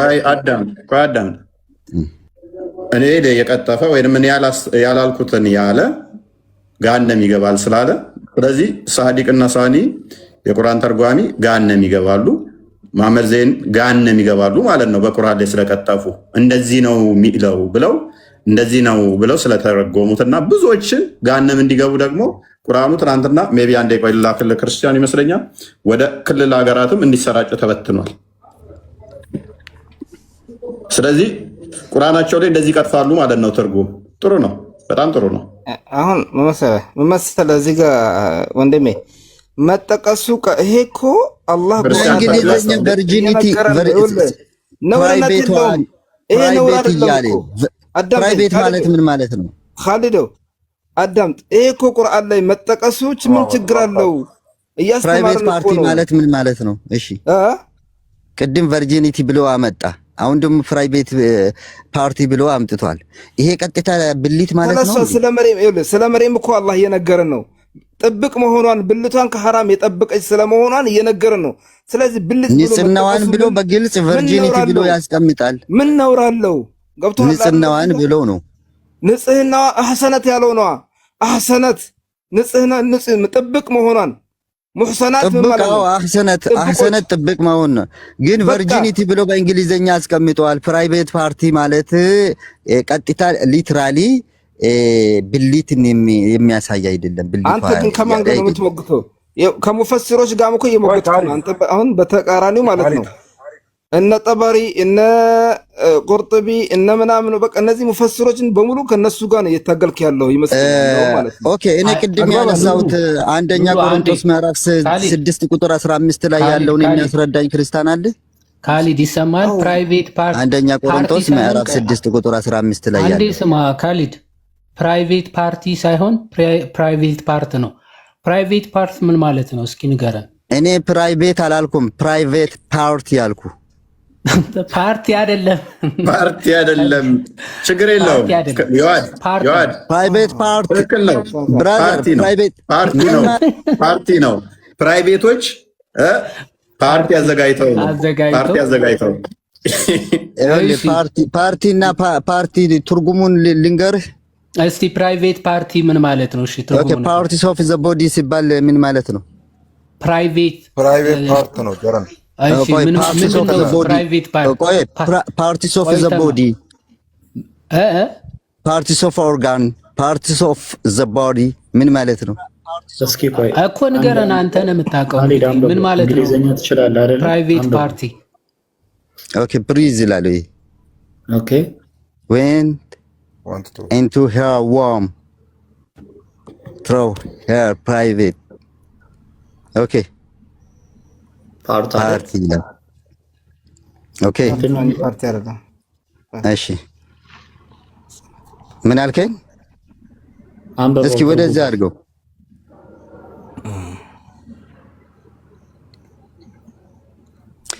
ኦኬ አሁን ይሄ እኔ ብልቷ የሚለውን በእንግሊዘኛ ላይ የለም የሚያውቃ ሊትራሊ ማለት ነው። ቫጂና ይላል እንዴ? ቆይ ቫጂና ዋይ ብለዋል። ይሄ ቀጥታ ቫጂና ነው የሚለው። የት አለ? እስኪ አምጣው ቫጂና የሚል። ይሄንን ራሱን ትራንስሌት ስታረገው ለምን ትራንስሌት ታረጋለህ? ከሐዲሱ አልኩ እኮ ከሐዲሱ የሐዲሱ ትርጉም እንደዛ ይላል። ቫጂና ብሎ አምጥቷል። የሙስሊም ተርጓሚዎች አጭበርባሪ ናቸውና እኛ መሸወድ አለብን። እንዴ አየህ እንዴት እንደምትሸውዱት ህዝቡን ማለት ነው። በቃ እናንተ የምትከፍቱትን በሙሉ ይሄ እኮ ሄር ቫጂና ከየት ነው አመጣው? የለም እኮ ሐዲሱ ላይ አይደለም። ቁርአን ተጠቀሳል። ሐዲሱ ላይ የለም እኮ ይሄ። በዚህ መልኩ ሐዲሱ ላይ ቢገኝ ኖሮ እኔ አልከራከራችሁም። ካሊድ ቁርአን ቁርአን ላይ ያለ ቁርአንን ስለዚህ ዋሽቷል ማለት ነው። አንዴ ቁርአኑን እናሳያቸው። ማንኛው ነው እየከፈተ ያለው? ክርስቲያን አንዴ ቁርአኑን ያንኛውን ማሳያቸው። ስለዚህ እኛ አይደለንም ውሸታሞቹ። ውሸታሙ ማን ነው? ቁርአንን ሲተረጉሙ የነበሩ ሰዎች ውሸታሙ ናቸው። ቆይ ለምንድን ነው የምትሞውቱት? አዳምጥ በቃ። ስለዚህ ብልት ብለው ሳዲቅና ሳኒ ዋሽተዋል። ስለዚህ እኛን ምን እናድርግ ታዲያ? ያው አሳየ በቃ። አሁን ይህንን ቁርአን ክፍል የዋሹት እኛ አይደለንም፣ ተርጓሚው ዋሽተዋል ማለት ነው። መሐመድ ዘይድ አሳየው ከቨር ፔጁን።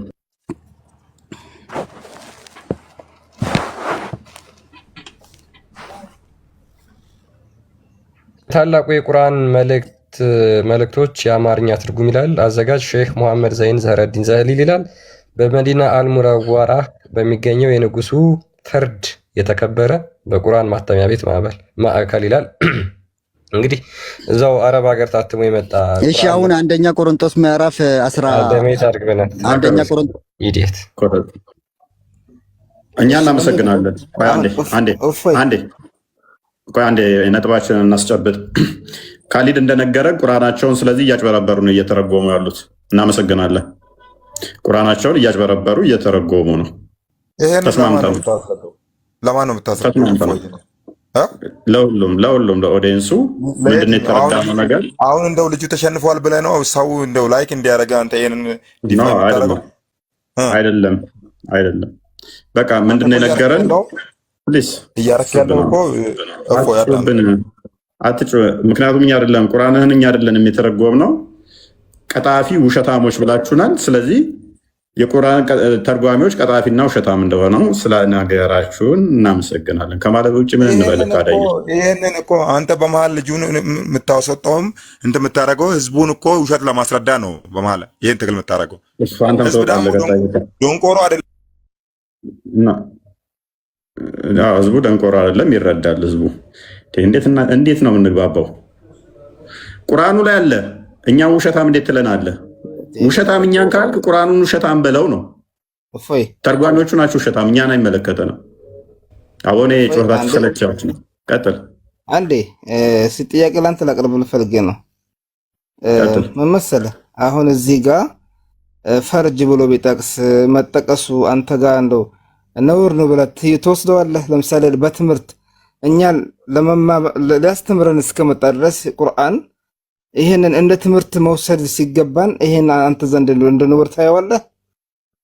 መልካም ጥሩ ፖይንቱን ያነሳ ሜቢ ቀደም ብያለሁኝ ደጋግሜ ብያለሁ። እኛ ጋር ብልት ሚል ተጠቅሶ ሎክ መጽሐፍ አሳየው ክርስቲያን እኛ ላይ እኛ ትርጓሜው ላይ ብልት ነው የሚለው በደንብ አስተውል።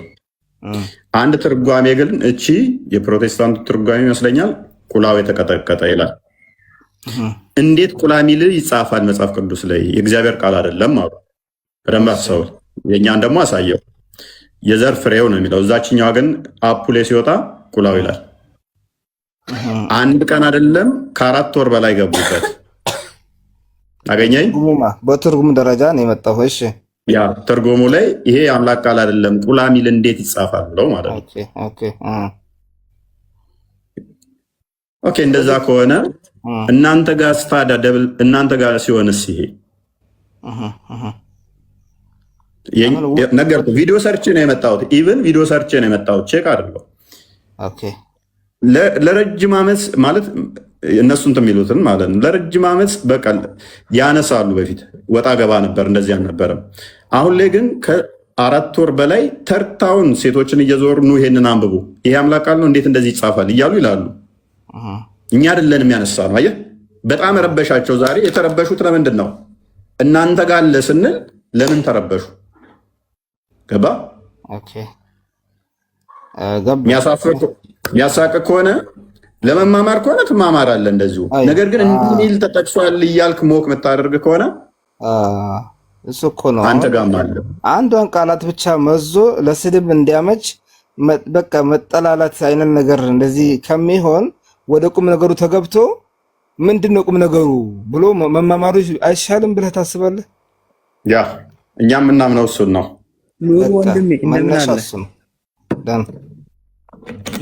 ያው ከዛ እነሱ ምን ሆኑ መሰለ ኑር ዲና ያደረጉት እነሱ አሁን ወደ መካድ ገቡ። እናንተ ጋር እንደውም እናንተ ጋር ይከፋ ይሆናል። ምክንያቱም እኛ ጋር አንድ ቦታ አገኛቸዋል። ኦኬ ትርጉም ስተት ወይንም ደግሞ የትርጉም እንደዛ ተተረጎመ አንድ ቦታ ጥቅስ አገኛቸዋል።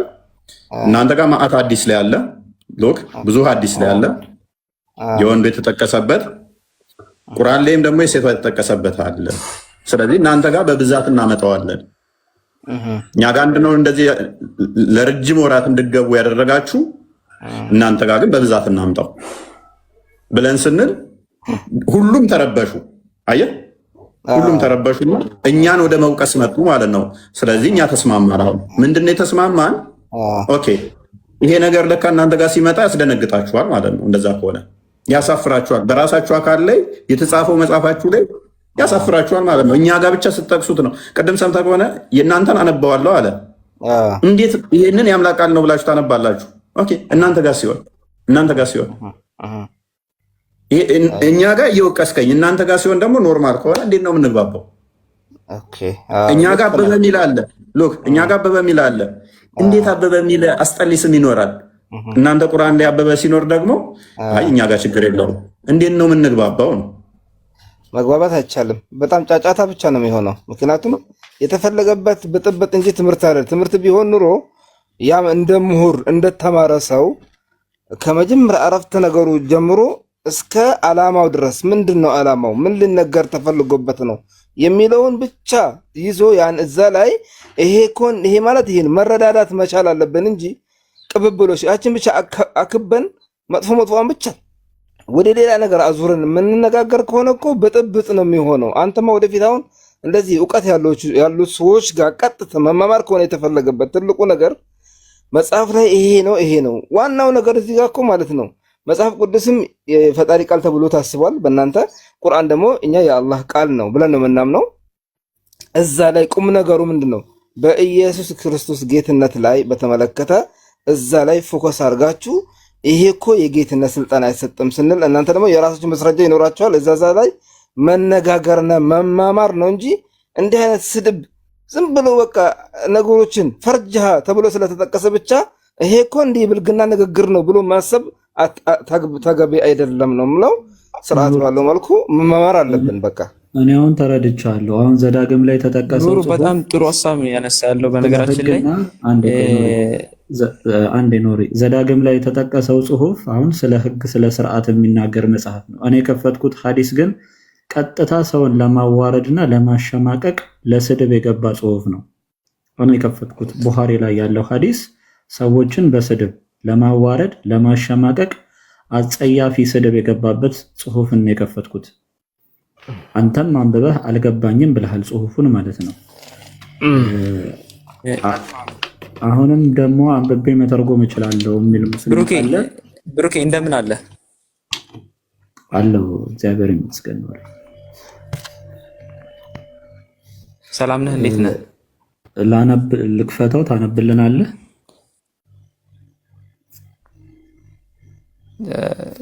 ከዛ በፊት እኔ ጥያቄ ብቻ ለመጠየቅ ያክል ነው የገባሁት።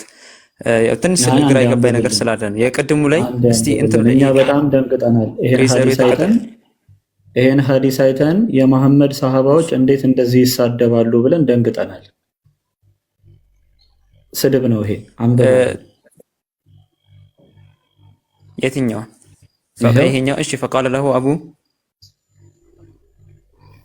አንተ በጣም ይገርማል። ቢክሪ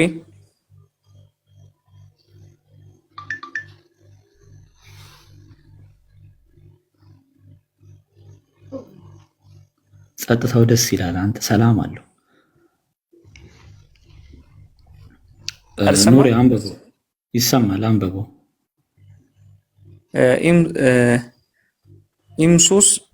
ኢምሱስ በጥራላቲ ምን ማለት ነው? አላውቅም። አታውቅም?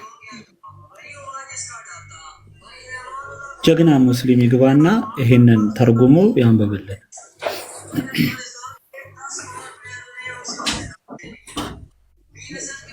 የመሐመድ ሰሃባዎች በዚህ ልክ እኔ አሁን እዚህ ጋር አንድ ጥያቄ ያለኝ ነገር ባይዘ ይሄን መሰረት አድርጎ ኢብኑ ሐጀር አስቀላኒ እንደዚህ ብሎ መሳደብ አሁንም ይቻላል ነብዩ ስላልከለከለ ብሎታል። አንተ በደንብ ታስረዳኛለህ። ምንድነው ይሄ ፍሪዘሩ የተቀጠቀጠው የሚለው ያኛው ከዛኛው የፕሮቴስታንቶቹ ትርጉም ይሰራል።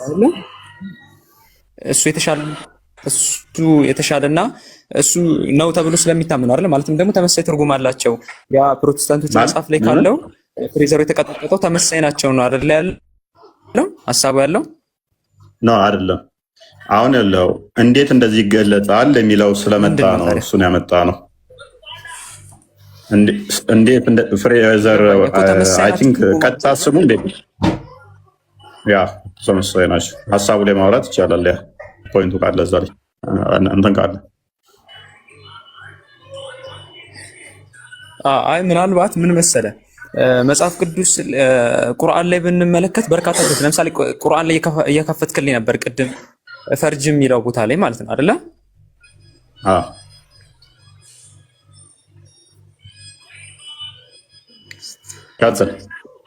ካልተሳሳትኩኝ እንደዛ እየከፈትክ ነበርና ፈርጅ ብሎ ማለት ልክ ፍሬዘሩ የተቀጠቀጠ እንደሚለው ሐሳብ ነው እንጂ ቀጥታ የፕሮቴስታንቶች መጽሐፍ ላይ እንደተጻፈ አይነት አገላለጽ አይደለም የተገለጸው።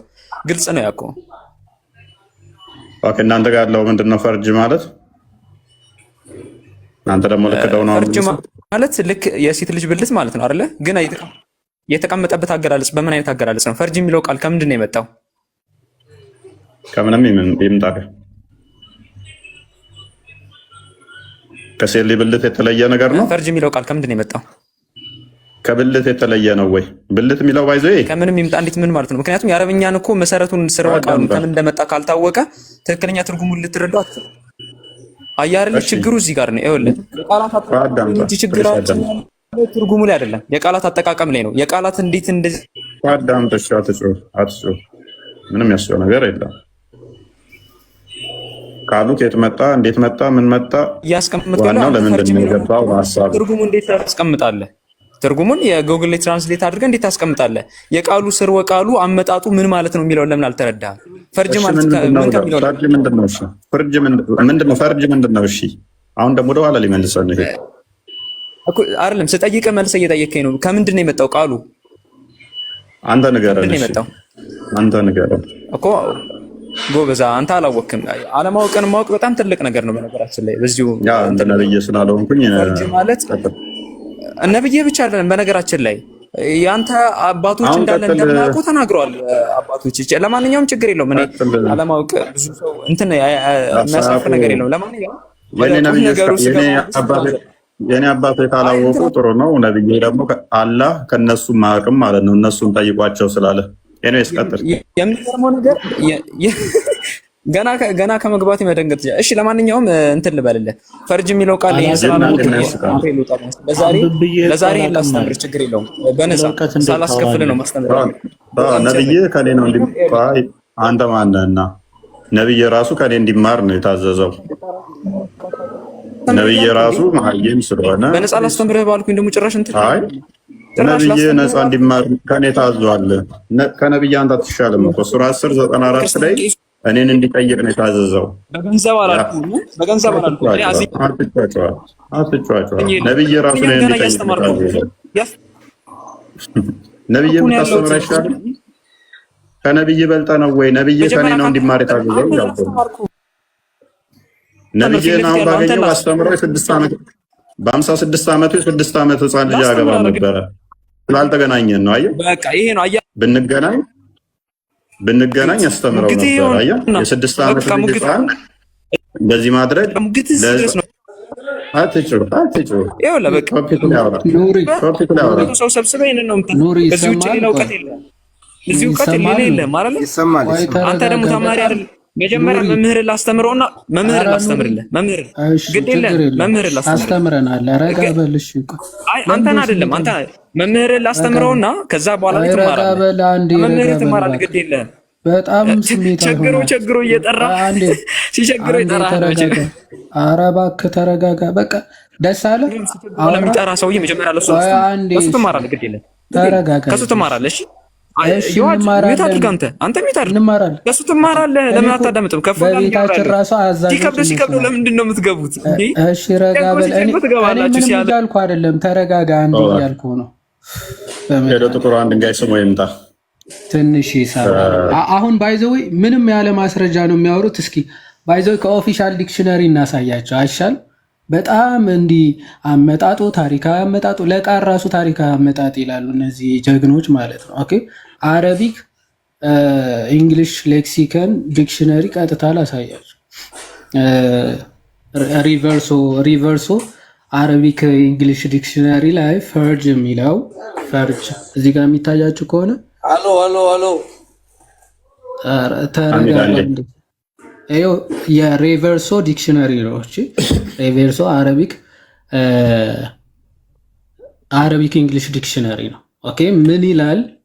ያው ፈርጅሃ የሚለው ሲተረጎም ምን ተብሎ ነው እዚህ ጋር የሚታያችሁ ከሆነ ኦኬ ሄር ቫጂና ሄር ምናምን ሲ ነው። ኦኬ እሱ ነው። እንደውም ተሳስተን ነው። ቫጂና አይደለም። ቆይ ላሳያችሁ ዙም አድርጌ። እሺ አንዴ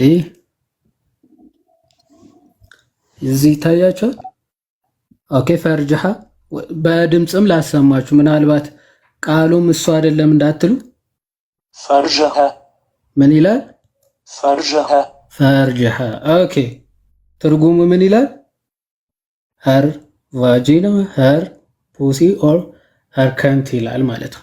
ኦኬ ኮንቴክስቹዋል ትርጉሞችም ባይዘወይ ኮንቴክስቹዋል አረቢክ እንግሊሽ ትርጉሞችን ብትመለከቱ ኦኬ በሴንቴንስ ራሱ ሄዳችሁ ብትመለከቱ ምንድነው ያው ኦኬ ያ እዚህ ጋር ይታያችኋል። አልፈርጅ ወይም ደግሞ አልፈርጅ የሚለው ይታያችኋል። አይ ላቭ ምናምን ኦኬ እዚህ ጋር ምናምን ያው ምናምን በቃ ያው ቃሉ ሲገባ ይኸው እንደዚህ ተብሎ ይገባል። በቃ ሊትራሊ ቃሉ እንጥራው ዲክሽነሪ ሚኒንግም ከፈለጋችሁ እንደዚህ አድርጎ ማሳየት ይቻላል። የአማርኛ ትርጉሞቹ ብልት ብለውታል።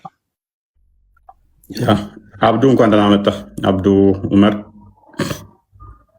ሰላም ነው እፎይ ቃል ጠብቅ።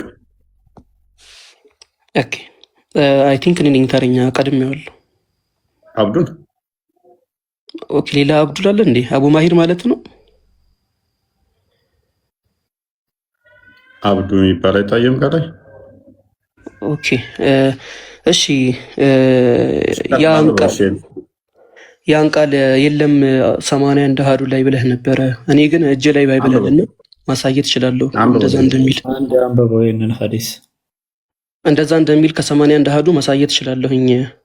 ሊትራሊ ቃሉን ተጠቅሞ ላሳይ ፈቃደኛ አንበበው ሐዲስ አንበበና እኮ ላሳይ ፈቃደኛ ኮንክ የለም ስትል ነበርና እኮ ላሳይና ችግር የለውም እስልምና ላይ ያለውን መጠየቅ ትችላለህ። ግን 81 አሃዱ ላይ ሊትራሊ ቃሉን ጠርቶ እንደሚያሳይ ማሳየት እችላለሁ። ፈቃደኛ ከሆናችሁ ካሜራን አብርቼ ላሳይ። እጄ ላይ ባይብል ያንንም እንኳን ነበብነው እኮ ካዳም ብዙ ያንንም እንኳን ያነበብነውና ፕሊስ አዳም ሐሚድ ፕሊስ ያንንም አነበብን እኮ እኛ ያንንም አንብበን እኛ ችግር የለብንም አልንህ እኮ መጽሐፉንም እንከፍትልሃለን ችግር የለብንም። ያንንም ከፍተን ምን አደረገ የ1980 ላይ ሊትራሊ ቃሉን ይጠቀመዋል። በሚሊኒየሙ ላይ ነው ይሄ የተቀየረው። ይጠቀመዋል ችግር አለ። እሺ ምን ይሆናል አለ የለም ብለህ የእንትኖች ላይ ብቻ ነው ያለው ብለህ ቅድም ስትቀጥፍ ነበርና የፕሮቴስታንቶች ላይ አይ ትርጓሜ ለሌላ ሊገባ ይችላል ብለህ ስትቀጥፍ ነበረ። አዎ ይያል አሳየው። ክርስቲያን ክፈተው አንዴ የዘር ፍሬው ይላል። አዎ ይላል። ይሄን ከተማመንን ችግር የለም። ተረጋጋ። ስለዚህ ተረጋጋና አንዴ ክፈተው መጽሐፍ ቅዱስን ክርስቲያን። ኦኬ ክርስቲያን አይደለም ለካ እንትና ነው። ኖ ሃርድ ኮፒውንም ክፈተው 2000ንም የኛውም ላይ አለ። ኤኒዌይስ ምንድን ነው የሚለው? አንዴ መጽሐፍ ቅዱስን ክፈተው የቃፍ ልጅ መጽሐፍ ቅዱስን ክፈተው። 81 አሃዱ ላይ ሊትራሊ እንደዛ ነው የሚለው ቃሉ። መጽሐፍ ቅዱስን ክፈተው ሃርድ ኮፒውን። ሃርድ ኮፒ ማለት ሃርድ ኮፒውን ክፈት ምን ማለት ትለኛለህ? ሃርድ ኮፒውን አሳየው ክርስቲያን። ሃርድ ኮፒ ማለት ምን ማለት ነው? ሃርድ ኮፒ ምን ማለት ነው? ምን ማለት ነው? አታውቅም? ምን ማለት ነው? ምን ማለት ነው? አላውቅም በለኛ ቀድመህ ታውቃለህ አታውቅም? እሺ ያው አንብበው ምን ይላል እስቲ? ሃርድ ኮፒ ነው እስቲ ቆይ ምን ይላል ይሄ 81 አሃዱ ነው። ትልቁ ላይ አድርገኝና ላሳይ። ፈቃደኛ ከሆናችሁ እውነትን ፈላጊ ከሆናችሁ 81 አሃዱ መሆኑን አሳይቼ አንዴ ተረጋጋ አንዴ ያሳየው ክርስቲያን እንደሚጠቀም ላሳይ። ፈቃደኛ ከሆናችሁ እውነት ፈላጊ ከሆናችሁ ችግር የለውም። አታውቅም መሰለኝ። አንዴ ላሳይ። ሃርድ ኮፒ ስለማታውቅ ሃርድ ኮፒ ምን እንደሆነ አሳየው። እንዴት ምን እንደምትማሩላ እኔ ግራ ነው የሚገባኝ አንዳንዴ። ሃርድ ኮፒ ማለት ይሄ ነው። እሺ ወንድማችን አውቃለሁኝ። እሱን ጥያቄ ያሉንብኝ አሁን 81 አሃዱ ላይ ያን ቃል ተጠቅሞ አይገልጾም ስትሉ እንዳለው እንዳሳይ ፍቀዱልኝ። ህዝቡም እውነታውን ይወቅ። መጽሐፍ ቅዱሳችሁ በየጊዜው ስለሚሻሻል ባይዘዌ ሰማዕቱ ብራና ሐሙስ ይመረቃል። ሁላችሁም ተጠሩ። አትጮህ እዛ ላይ የመጽሐፍ ቅዱስ ነበረ ዝም ማየት ፕሊዝ። ምን እንትን ልትል ነው የገባው? ተረጋጋ። ኤኒዌይስ ሎክ እኔ መጀመሪያ ስነሳ ብያለሁ። ኑር ጋር አሁን ተግባብተናል። ቃሉ ቢኖር ችግር አለው ወይ በሚለው እኔና ኑር ተግባብተናል። አይታችሁ ከሆነ አይ ቲንክ ይሄ አሁን የሰጧትን አጤረራ ሚሽኗን ተናግራ ለመሮጥ ነው አይደል? አሁን መኖሩን ተስማምታል። ፕሊስ አዳምጥ። መኖሩን ተስማምታል። ፕሊስ አዳምጥ። በእናትህ አትጩህ። በእናትህ አዳምጥ። በእናትህ እኔ ሰለቻችሁኝ። አቦ ምን አይነት ኢዴቶች ናቸው በእናታችሁ። ከሰሩን እና ታብታብ አድርግ እንደው አታስወርድ እብኑ ቃፉን አታስወርድ። ኧረ ሰለችኝ ነው ሰለችኝ። አንዴ ነበር ሰለችኝ። ማንበብ አልፈለገም። ስለዚህ ቅድምም ብያችኋለሁ እኔ እዛኛው ጋር የፕሮቴስታንት ወጥተም ይመስለኛል ያለ እንደዚህ ያለ የኛ 2000 መክፈት ይቻላል፣ ማሳየት ይቻላል። እንደው ቃሉስ ቢኖር ችግር አለው ወይ? ከኑር ጋር የተግባባ ነው በምንድን ነው? ምንም እኮ ሃርድ ኮፒ ማያቅ ሰው ካለ ምን እንዴት ነው የምትግባባው? ሃርድ ኮፒ ክፈት ሲባል ሃርድ ኮፒ ምንድን ነው ማያቅ ሶፍት ኮፒ የሚከፍት ሰው እንዴት ነው የምትግባባው? የአንተ ቤት ከሆነ የምታስተናግደው የተሻለ ነበር። ከሌሎቹ እውቀትም አለው። ሃርድ ኮፒ እና ሶፍት ኮፒ ማይለይ ሰው አቅም አለው ይለኛል ነው ወይንስ አልሰማም? የዋድና ብሩክ እሰማለሁ አልሰማም? ክርስቲያን አልሰማም እንዴ? ይሰማል። ከምር በስመ በተን ይዤ እዛ አትቀመጥ። እስቲ አስረዳው።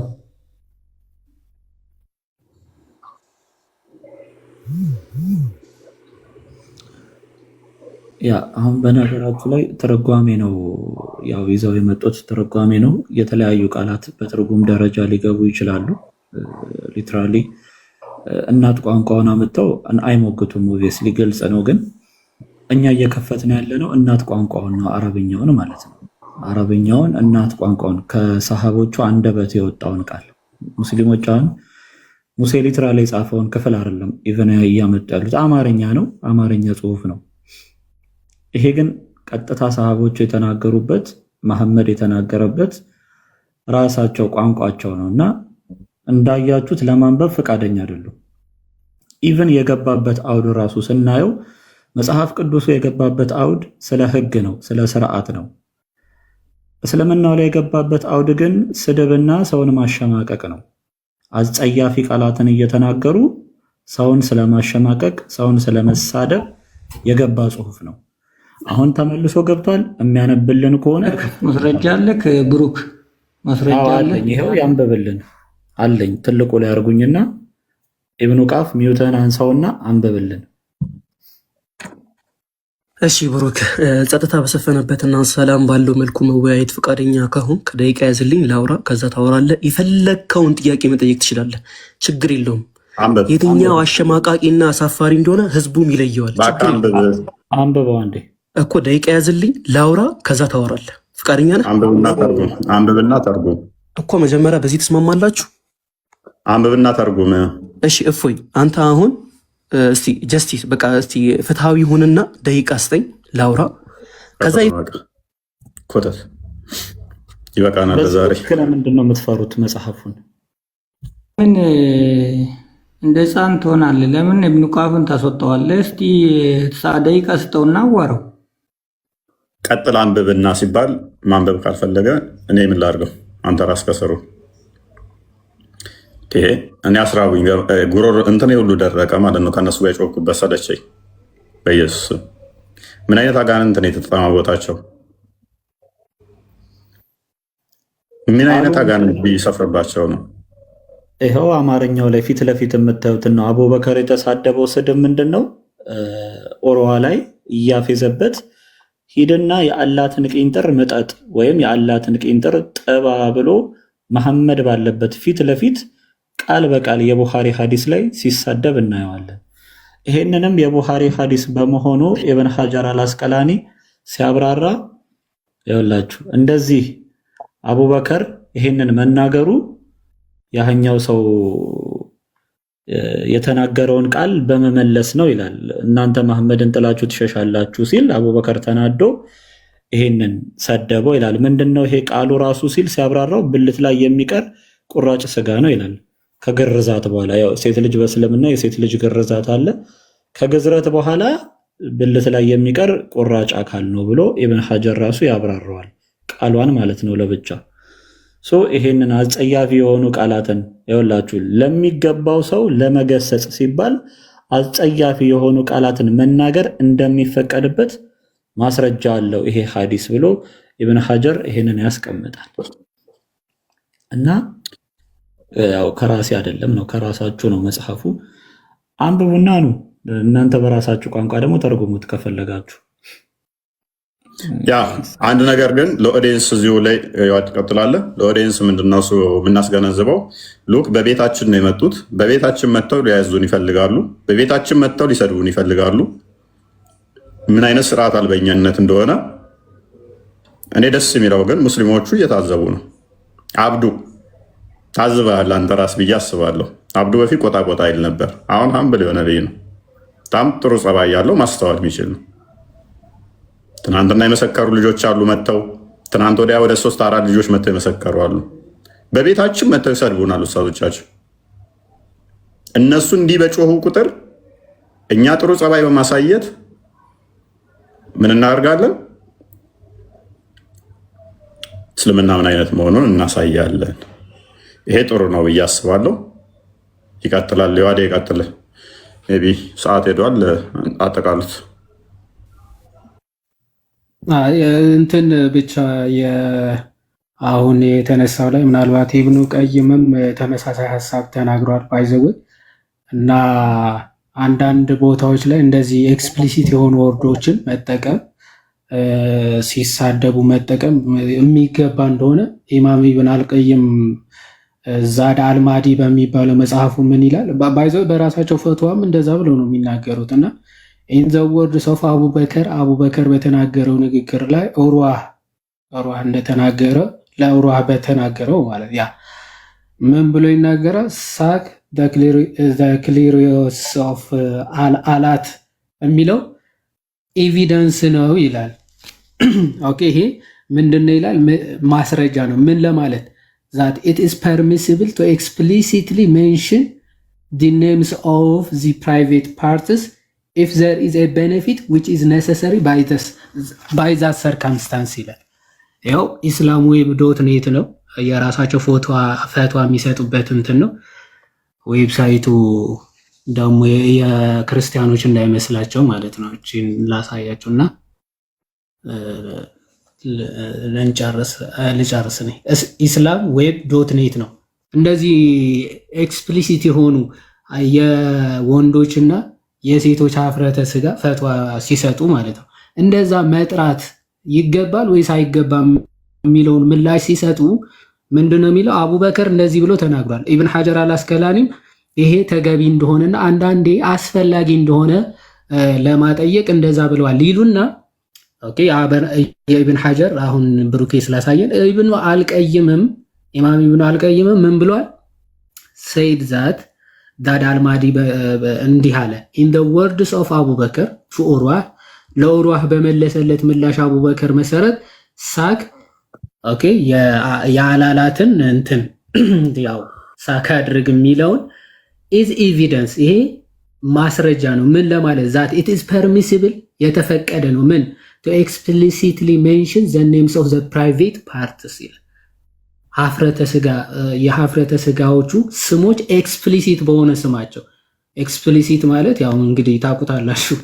ይሄ አሁን ቅድም ሲሉት እንደነበረው ማህፀን ወይም ደግሞ የወንድ ሀፍረተ ስጋ እያሉ መጥራት ሳይሆን ትክክለኛ በቃ ልክ እንደዚህ ሄደ ክሊቶሪ ላስ ምናምን አጥባ ምናምን አይነት ነገሮች ማለት ኦኬ ነሰሰሪ ሆኖ ሲገኝ ለሙስሊሞች እንደተፈቀደ ማስረጃ ነው ብሎ ይናገራሉና በሙስሊሞች እንደዚህ ለስድብ ራሱ የተፈቀደ ነው እያለን ነው።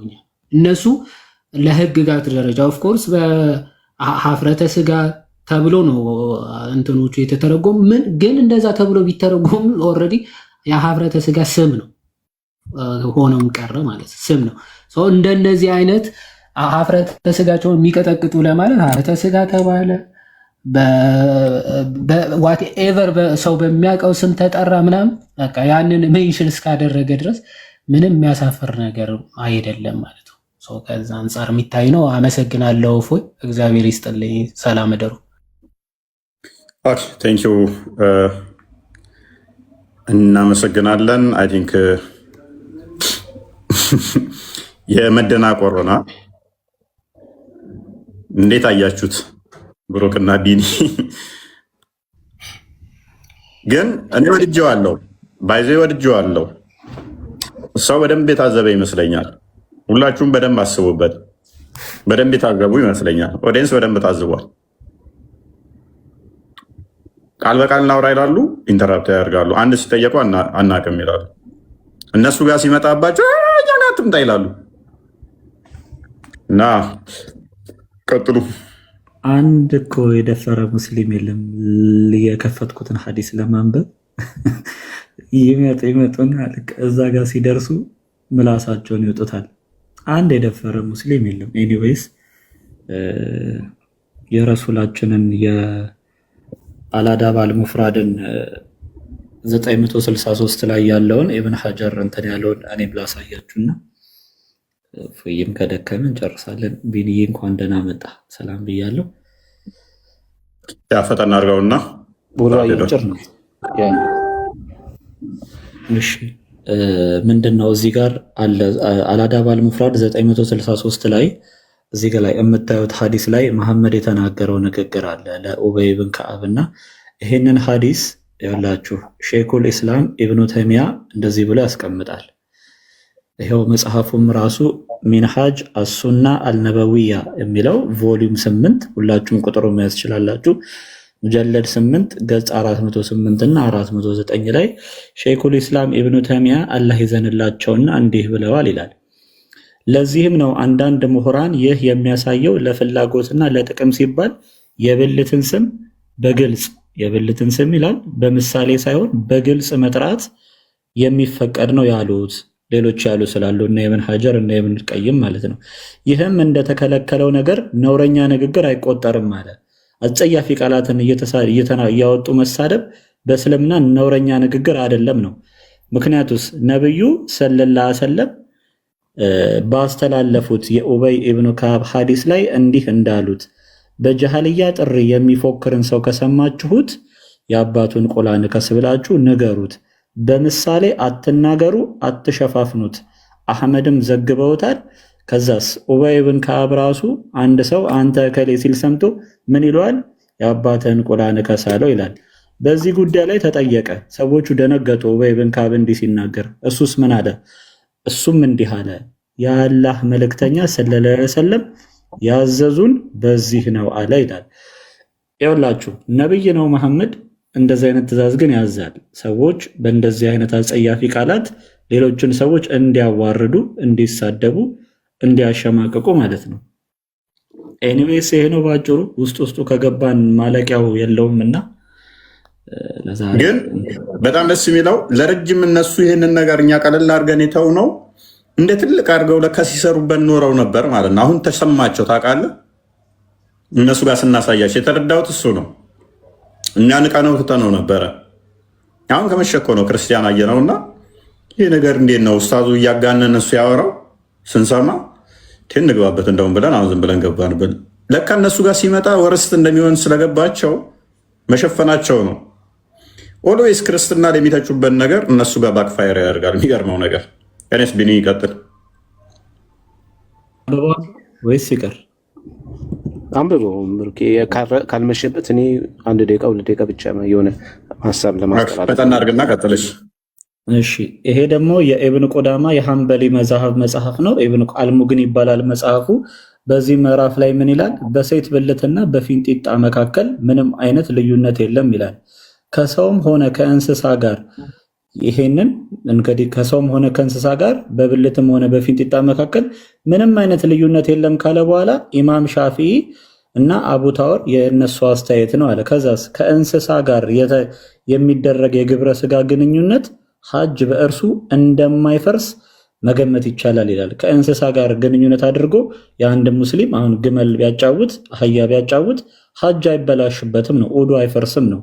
ይህ ደግሞ የማሊክና የአቡ ሐኒፋ መዝሐቦቹ እንዳለ ማለት ነው የእነሱ አስተያየት ነው። ምክንያቱም ዝሙት ስላልሆነ የዝሙትን ቅጣት ስለማይጠይቅ ነው። በዚህም ምክንያት በሴት ብልት ሳይገባ ወይም የግብረ ስጋ ግንኙነት ሳይመሳሰል እንዲሁም አቡ ታወር እንደተናገሩት ሰዶማዊነትና የፊንጢጣ ግንኙነት ሐጅን አያፈርሱም ይላል።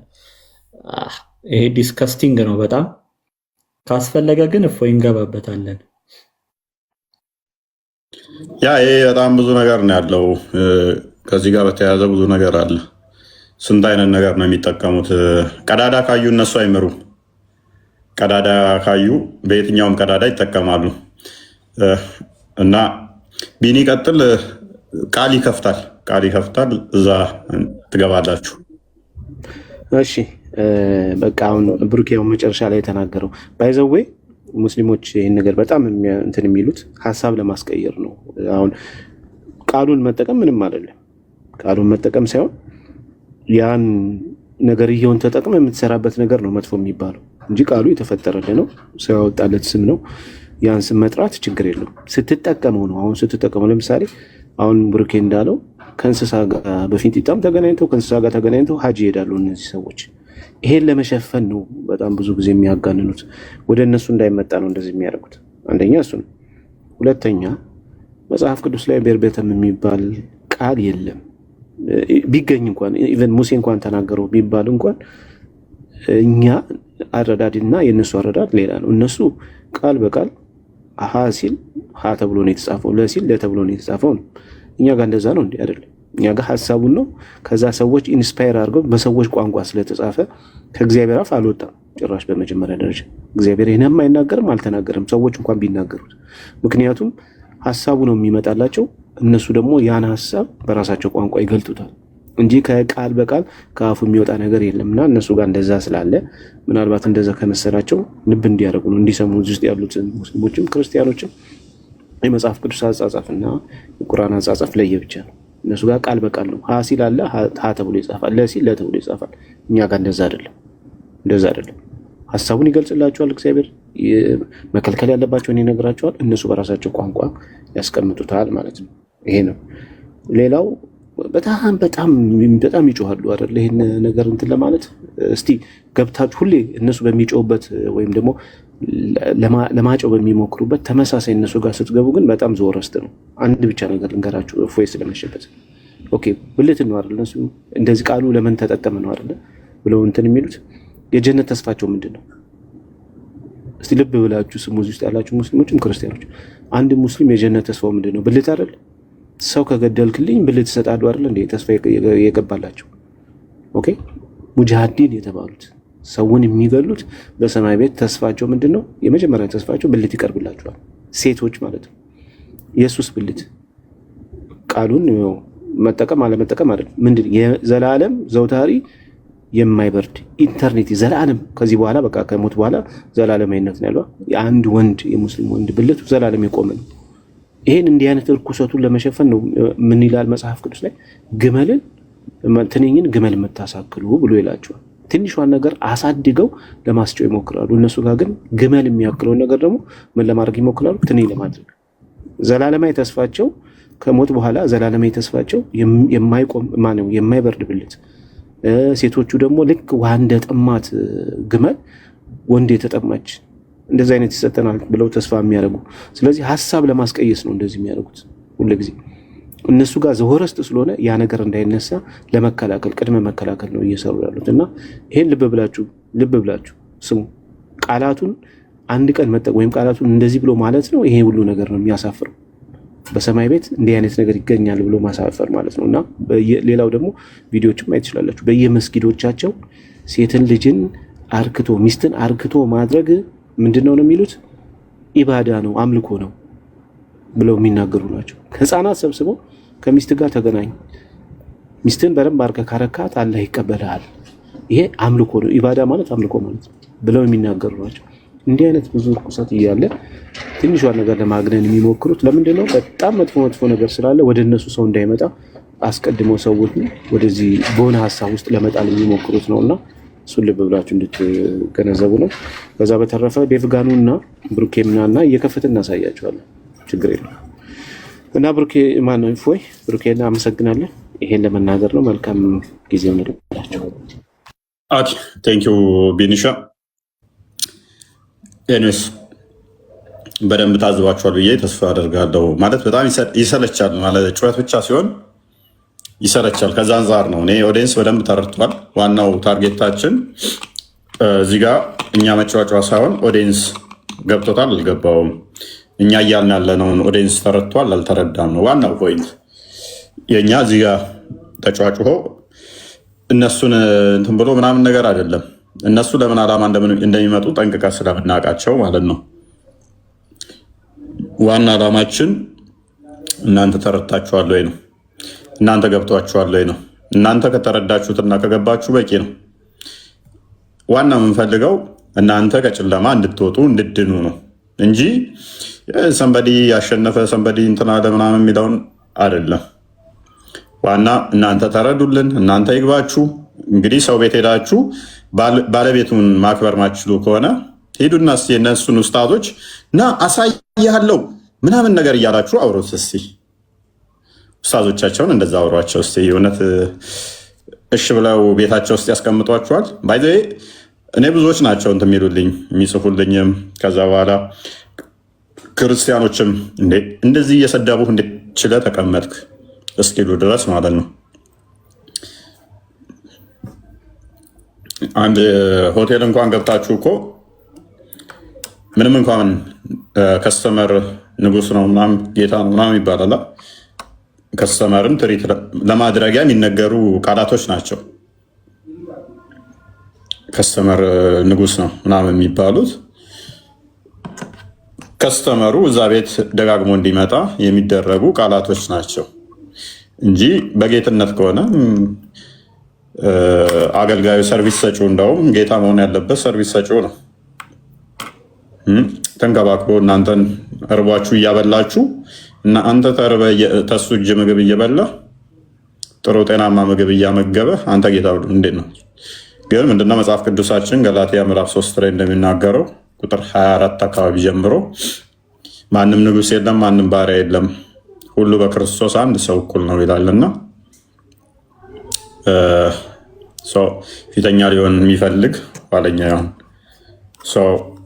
የበታችን ስታከብር ነው ከፍ የምትለው። ዲሲፕሊን ወሳኝ ነው፣ ስርዓት ወሳኝ ነው። ምንም አያውቁትን እንታገሳቸዋለን ማለት ንጽጽሩ ላይ የሌሉትን ልንታገስ ላንጫጫ እንችላለን ቢሰድቡ ነው። ንጽጽር የሚሰራ ግን